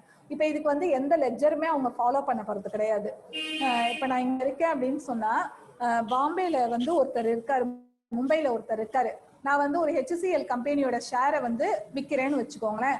அவர் வாங்குறாருன்னா இதுல எந்த விதமான இதுவுமே கிடையாது. லெட்ஜர்ல போய் எழுதி கையெழுத்து போட்டு அந்த வேலையெல்லாம் நாங்க செய்ய போறதே கிடையாது. நான் என்ன பண்ணுவேன், இந்த ஸ்டாக் எக்ஸ்சேஞ்சுக்கு, அதாவது புரோக்கரேஜ் பண்ற பிளேஸ்க்கு வந்து ஒரு கால் பண்ணி வந்து அதுலலாம் சில கோட் வேர்ட்ஸ் எல்லாம் இருக்கு, சொல்லுவேன். HCL ஷேர்ஸ், HCL செல்லிங் 10 அப்படின்னு நான் சொன்னா போதும், உடனே அவங்க என்ன பண்ணிடுவாங்க, சேல்ஸ் பண்ணிடுவாங்க. HCL இதான் கோட் வேர்ட்ஸ். ஜஸ்ட் அவங்கள்ட்ட வந்து வளவலன்னுலாம் பேசக்கூடாது நம்ம, ஏன்னா அவங்க பிஸியாவே இருப்பாங்க. நிறைய அவங்களுக்கு ஃபோன் கால்ஸ் வந்துகிட்டே இருக்கும் அந்த ட்ரேடிங் நடக்கிற வரைக்கும். இதுக்கு பேர் தான் என்னன்னு சொன்னா கிளியரன்ஸ் சொல்றது, national clearance and depository system. நீ எப்ப வேணாலும் என்ன பண்ணிக்கலாம், ஷேரை வாங்கிக்கலாம், எப்ப வேணாலும் ஷேரை வாங்கிக்கலாம், எப்ப வேணாலும் ஷேரை வித்துக்கலாம். இதுக்கு போய் லெட்ஜர்ல போயிட்டு ரெஜிஸ்டர் பண்ணணும்னோ இல்ல வேற ஏதாவது இதுக்கு கமிட்மெண்ட் வேற ஏதாவது இருக்குன்னா அதெல்லாம் ஒண்ணுமே கிடையாதுப்பா. நெக்ஸ்ட் பாருங்க, national securities depositors limited NSDL. நான் இதுக்கு வந்து இந்த பேப்பர் உங்களுக்கு கொண்டு வரணும்னு பார்த்தேன், கொண்டு வர முடியல பாரு. The NSDL was set up in the year 1996, was achieving time bound dematerialization as well as rematerialization of shares. அதனா dematerialization rematerialization அப்படின்னு சொன்னா அதாவது வித் பேப்பர் வித்தவுட் பேப்பர், இதுக்கு பேர் தான் டிமெட்டீரியலைசேஷன் ரீமெட்டீரியலைசேஷன் அப்படின்னு சொல்றது. அதாவது இது வந்து பேப்பர் மூலியமாவும் இருக்கலாம், பேப்பர் இல்லாம இருக்கலாம் அப்படின்னு சொல்றாங்க shares. The establishment of NSDL is expected to alleviate the problem of post trade transaction in the secondary market. Secondary மார்க்கெட்ல ஷேர்ஸ் வந்து என்ன பண்றாங்க, உங்களுக்கு டீல் பண்றதுக்கு பேர் தான் என்னன்னு சொன்னா NSDL சொல்றாங்க. இது வந்து பேப்பர் மூலியமாவும் பண்ணிக்கலாம், பேப்பர் இல்லாம ஜஸ்ட் கால் பண்ணியும் சொல்லிக்கலாம் அப்படின்னு அர்த்தம். அடுத்து பாருங்க, stock holding corporation of India limited. Stock Holding Corporation of India Limited aims at serving as a central securities depository in respect of transaction on stock exchange. The corporation also takes up the administration of clearing function at a national level. இப்ப இது இத்தனையுமே நம்ம பார்க்குறோம்ல, இதோட பர்பஸ்லாம் என்ன அப்படின்னு கேட்டா, நீ வந்து all over, அதாவது நேஷனல் லெவல்ல ஷேர்ஸ், இப்போ இதை தான் சொல்ல வராங்க. இந்த கம்பெனியோட வேலை என்னன்னு கேட்டா, நீ நேஷனல் லெவல்ல ஷேர்ஸ் வாங்கினாலும், இந்த ஷேரை நீ சேல்ஸ் பண்ணாலும் சரி, வாங்கினாலும் சரி, எது பண்ணாலுமே இதை கிளியர் பண்ணி கொடுக்கறது இந்த கம்பெனியோட வேலை அப்படின்னு அர்த்தம் உங்களுக்கு. ஓகே, அடுத்து பாருங்க, foreign exchange market. The foreign page number 33 lesson முடிய போதுப்பா, இன்னும் கொஞ்சம் தான் இருக்கு, முடிச்சுட்டா அப்புறம் ஏதாவது டவுட் கேட்கலாம் உங்களுக்கு. The foreign exchange market, that's foreign exchange trading. It is the largest, most liquid market in the world with the average traded value of more than 5 trillion per day. It includes all of the currencies in the world and any individual. இப்போ இது வந்து என்ன சொல்றாங்கன்னா, foreign exchange மார்க்கெட்னு ஒன்று இருக்கு. இது all over world நம்ம என்ன பண்ணிக்கலாம், உங்களுக்கு ஃபினான்ஷியல் மார்க்கெட்ல வந்து ஷேர்ஸ் வாங்குறது விற்கிறது பண்ணலாம். ஒரு நாளைக்கு வந்து 5 trillion, அதாவது கோடிக்கணக்கில் வந்து என்னப்பா செய்யறாங்க, உங்களுக்கு டிரான்சாக்ஷன்ஸ் நடக்குது இந்த ஃபாரின் எக்ஸ்சேஞ்ச் மார்க்கெட்லன்னு சொல்றாங்க. அடுத்து வந்து பாருங்க, கமாடிட்டி மார்க்கெட்னு ஒன்று பார்க்க போறோம். இதுல வந்து 2 கமாடிட்டிஸ் இருக்கு. ஒன்று வந்து ஹார்டு கமாடிட்டிஸ், இன்னொன்று வந்து சாஃப்ட் கமாடிட்டிஸ்ன்னு இருக்கு. கமாடிட்டிஸ் மார்க்கெட் அப்படின்னு சொன்னா இப்போ கொஞ்சம் பாப்புலரா வந்து உங்களுக்கு கமாடிட்டிஸ் மார்க்கெட் வந்துகிட்டே இருக்குப்பா. அப்போ வந்து ஹார்டு திங்க் அப்படிங்கிறது இதுல என்னன்னு கேட்டா, இதெல்லாம் வரும் உங்களுக்கு. கோல்டு இருக்கு பாத்தீங்களா, கோல்டு, சில்வர், ஜிங்க், இந்த மாதிரி வந்து உலோகங்கள்லாம் இருக்கு பாருங்க. இது எல்லாம் உள்ள மார்க்கெட்டுக்கு பேர் தான் என்னது, ஹார்டு கமாடிட்டிஸ். இந்த கமாடிட்டிஸ் மார்க்கெட் வந்து உங்களுக்கு அடிக்கடி டிவியில வந்து போட்டு காமிச்சிட்டே இருப்பாங்க. சரி, இப்போ இந்த கோல்டு அப்படிங்கிறது எப்படி மிஸ் வாங்குறதுனா, நம்ம கோல்டை போய் நேரடியா என்ன பண்றது இல்ல, ஷேர் மார்க்கெட்ல வாங்குறது கிடையாது. கமாடிட்டி மார்க்கெட் அப்படின்னு சொன்னா, இப்ப கோல்டோட ரேட் வந்து இன்னைக்கு 4000, ஒரு கிராமோட வேல்யூ வந்து 4500ன்னு வச்சுக்கோ. இந்த 4500க்கு எனக்கு வேணும்னு சொன்னா எனக்கு என்ன கொடுத்துருவாங்க, பேப்பர் கோல்டு. பேப்பர் கோல்டு தான் பேப்பர்ல வந்து ஒரு பாண்ட் மாதிரி கொடுத்துருவாங்க. இல்லை எப்படி வந்து ஷேர் ட்ரேடிங் பண்றோம்னு சொன்னா, இப்போ HCL கம்பெனியோடது நான் ஒரு 10 ஷேர் வாங்குறேன்னு வச்சுக்கோ. அந்த 10 ஷேரோட வேல்யூ எப்படி இருக்கோ அதே மாதிரி நான் ஒரு 4 கிராம் காயின் வாங்குறேன்னா 4 கிராம் காயினோட ரேட் வந்து எனக்கு அதுல இருக்கும். இப்ப கமாடிட்டி மார்க்கெட் எடுத்துக்கிறேன், ஆன்லைன்ல என்னோட நேமை போடுறேன், நான் என்ன பண்றேன், ஒரு 4 கிராம் காயின் வாங்குறேன், என் பேங்க் அக்கௌண்ட்ல வந்து ஒரு 20,000 ரூபாய் போட்டுறேன். இன்னைக்கு வந்து 4500க்கு நான் வந்து என்ன பண்றேன், ஒரு கிராம் 4500ன்னு வாங்குறேன். நாளைக்கு நான் இது என்ன ஆகுது, உனக்கு திடீர்னு 4700 வந்துருது, 200 rupees ஏறிடுது. ஏறும் போது என்ன ஆகுது உனக்கு, அப்ப 4 கிராமுக்கு எனக்கு ஒரு 800 ப்ராஃபிட் கிடைக்குதுன்னு அர்த்தம். ஏறும் இறங்கும், இப்படியே தான் இருக்கும் இந்த கமாடிட்டி மார்க்கெட்ல. இந்த கமாடிட்டி மார்க்கெட்ல வந்து ஃபர்ஸ்ட் வந்து ஃபேமஸா இருந்தது கோல்டு மட்டும்தான் இருந்தது, கோல்டு, சில்வர் இந்த மாதிரி. இப்ப எல்லா ப்ராடக்ட்டுமே வந்துருச்சு உங்களுக்கு. அதுல கொடுத்துருக்காங்க பாருங்க, கோல்டு, ஆயில், ரப்பர், அயன், இந்த மாதிரி எல்லா ஹார்ட் கமாடிட்டிஸும் வந்துருச்சு. சாஃப்ட் கமாடிட்டிஸ்னா என்னன்னு கேட்டா, இந்த வீட், காட்டன், காஃபி, சுகர், இந்த மார்க்கெட்டுக்கு பேர் தான் என்னது அப்படின்னு சொன்னா சாஃப்ட் கமாடிட்டிஸ் அப்படின்னு பேரு. ஓகே, அடுத்து derivative market. Derivative market facilitate the trading in financial instruments such as future contract and option used to help control financial risk. The instrument derive their value mostly from the value of underlying asset that can come in many forms: stock, bonds, commodities, currencies and mortgages. அதாவது derivative market அப்படின்னு சொன்னா இப்போ வந்து நம்ம பாண்டை வாங்கி வச்சுக்கிட்டு ஃபியூச்சர்ல அது நல்லா சேல்ஸ் ஆனா நம்ம கொடுக்குறோம்னு ஒரு டைம் ஃபிக்ஸ் பண்ணிக்கிறோம் பாத்தீங்களா, இதுக்கு பேர் தான் வந்து டெரிவேட்டிவ் மார்க்கெட் அப்படின்னு சொல்றது. அதே மாதிரி நம்ம வாங்கியிருக்க பாண்டை கூட வந்து என்ன பண்ணலாம்னு சொன்னா, இப்ப நீ வந்து ஒரு பேங்க்ல வந்து ஒரு 10 லட்சத்துக்கு டெபாசிட் போட்டு வச்சிருக்க அப்படின்னு சொன்னா, இந்த டெபாசிட் உள்ள பாண்ட் இருக்கு பாத்தீங்களா, இதை கொண்டு போய் அடமானம் போட்டு கூட என்ன செய்யலாம், நம்ம வேற ஒரு பினான்சியல் மார்க்கெட்ல வந்து பணத்தை வாங்கிக்கலாம். இதுக்கு பேர் தான் டெரிவேட்டிவ் மார்க்கெட்னு சொல்றது. நீ ஒரு 10 லட்சம் ரூபாய்க்கு வந்து ஒரு பேங்க்ல வந்து டெபாசிட் போட்டு வச்சிருக்க, ஆனா உனக்கு உடனே பணம் தேவைப்படுது, அந்த டெபாசிட்டை திடீர்னு க்ளோஸ் பண்ண முடியல அப்படிங்கும் போது அந்த டெபாசிட்டை கொண்டு போயிட்டு வேற ஒரு பினான்சியல் கார்பரேஷன்ல போயிட்டு நீ என்ன பண்ணலாம், மார்க்கேஜ்னா அடமானம்னு சொல்றது, அடமானத்துல போட்டுட்டு உனக்கு எவ்வளவு பணம் தேவையோ வாங்கிடலாம். அப்புறம் பணம் தேவைப்படும் போது கட்டிட்டு அதுக்குரிய இன்ட்ரெஸ்டோட சேர்த்து கட்டிட்டு நீங்க என்ன பண்ணிக்கலாம், திரும்ப அதை வந்து ரிலீஸ் பண்ணிக்கலாம்.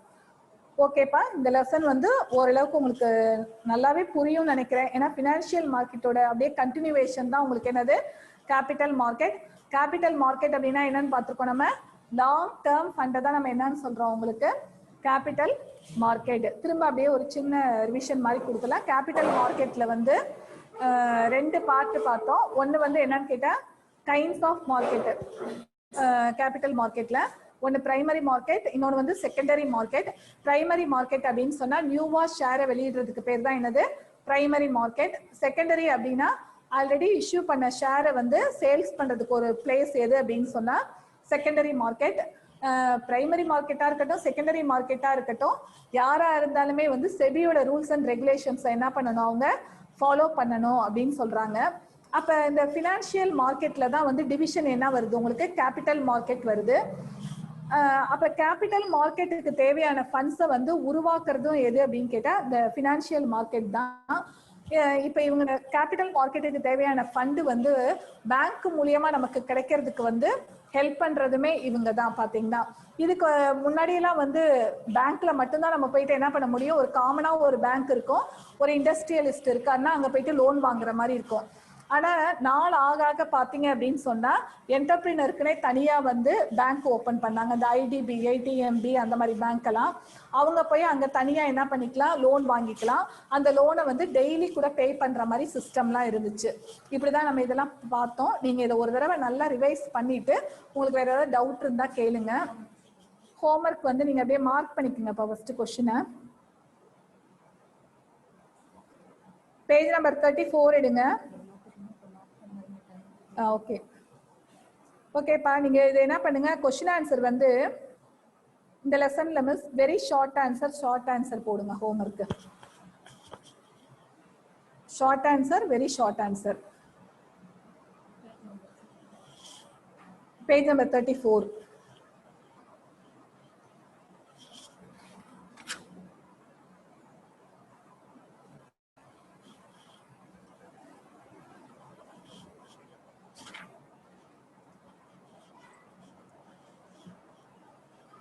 கொஞ்சம் அப்பப்பே படிச்சுட்டா தான் புரியும், வேற சேர்த்து வச்சுலாம் படிக்க முடியாது. ஓகேம்மா, இது ரெண்டையும் தரவா படிச்சுக்கோங்க. உங்களுக்கு வேற ஏதாவது டவுட் இருந்தா இப்ப கேளுங்க மிஸ்டர். ஈஸியா தான் மிஸ் இருக்கும், மார்க் பண்ணிக்கலாம்.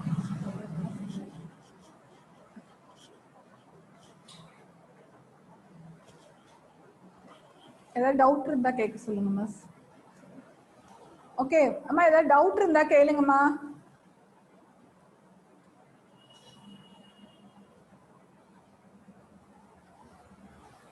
டவுட் இருந்தா கேளுங்கப்பா. ஏதாவது உங்களுக்கு எல்லாமே புரியுதாப்பா? ஏப்பா எல்லாம் புரியுதா?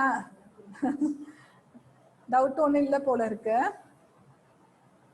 நெக்ஸ்ட் கிளாஸ்ல லாஸ்ட் கிளாஸ்ல நடத்தினதை கூட ரீட் பண்ணி பார்த்துட்டு நீங்க அடுத்த கிளாஸ்ல கேட்கலாம் டவுட். சரி, கொஞ்சம் நல்ல டைமை வேஸ்ட் பண்ணாம ரீட் பண்ணுங்க. இந்த லெசன்லாம் வந்து அப்பப்ப படிச்சீங்கன்னா தான்ப்பா ஈஸியா இருக்கும். எல்லாத்தையும் சேர்த்து வச்சு கடைசியா படிச்சுக்கலாம்னா ஒன்றும் பண்ண முடியாது. திடீர்னு ஸ்கூல் ஓப்பன் பண்ண சொல்லிட்டாங்கன்னா ரொம்ப ஃபாஸ்டா போற மாதிரி இருக்கும் லெசன்லாம். அப்ப இப்ப கிடைக்கிற டைம்ல வந்து நீங்க யூட்டிலைஸ் பண்ணிக்கோங்க. இந்நேரத்துக்கு நம்ம வந்து கிட்டத்தட்ட ஒரு 12 லெசன் முடிச்சிருக்கணும். 5th லெசன் தான் மிஸ் முடிச்சிருக்கேன். அந்த 5 லெசனும் தரவா இருக்குங்க. நான் அதுக்கு அடுத்த கிளாஸ் எடுக்க போறேன் பாருங்க. மணி மார்க்கெட் ரொம்ப ஈஸியா இருக்கும். எப்படி நம்ம வந்து கேபிட்டல் மார்க்கெட்னா லாங் டேர்ம்னு படிச்சோமோ அதே மாதிரி மணி மார்க்கெட்னா ஷார்ட் டேர்ம்னு படிப்போம். அடுத்த யூனிட் ஃபுல்லா ஸ்டாக் எக்ஸ்சேஞ்ச் பத்தி தான் வரும். இது பாத்தீங்கன்னா பார்க்க தான் கொஞ்சம் ஹார்டா இருக்க மாதிரி இருக்கும். இன்னைக்கு வந்து மிஸ் வந்து டீச் பண்ணதை வச்சு நல்லா ரிவைஸ் பண்ணி பாருங்க. போன அந்த ஃபினான்ஷியல் மார்க்கெட் வந்து சார் வந்து யூடியூப்லயும் போட்டிருக்காரு போல இருக்கு. அப்படி ஏதாவது டவுட்னா நீங்க வந்து அதை கொஞ்சம் பொறுமையா பாருங்க. மிஸ் சொன்னதெல்லாம் பாயிண்ட் அவுட் பண்ணி பார்த்துக்கிட்டே வாங்க, நல்லா புரியும். ஓகேப்பா, தேங்க்யூ. யாரு? அர்ஷத். அர்ஷத்.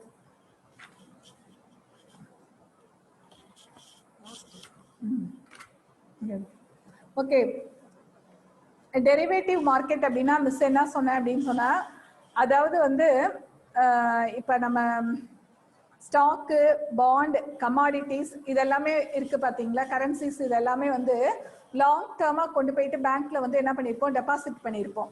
திடீர்னு வந்து ஒருத்தர் இருக்காரு, அவருக்கு பணம் தேவைப்படுதுன்னா அதை ஒருவேளை க்ளோஸ் பண்ண முடியல அப்படின்னு சொன்னா நம்ம என்ன செய்யலாம்னு சொன்னா, இன்னொரு ஃபினான்ஷியல் கார்பரேஷன்ல போயிட்டு அதை வந்து என்ன செய்யலாம், மார்க்கேஜ் அடமானம் போட்டு பணத்தை கூட நம்ம டெவலப் பண்ணி வாங்கிக்கலாம்.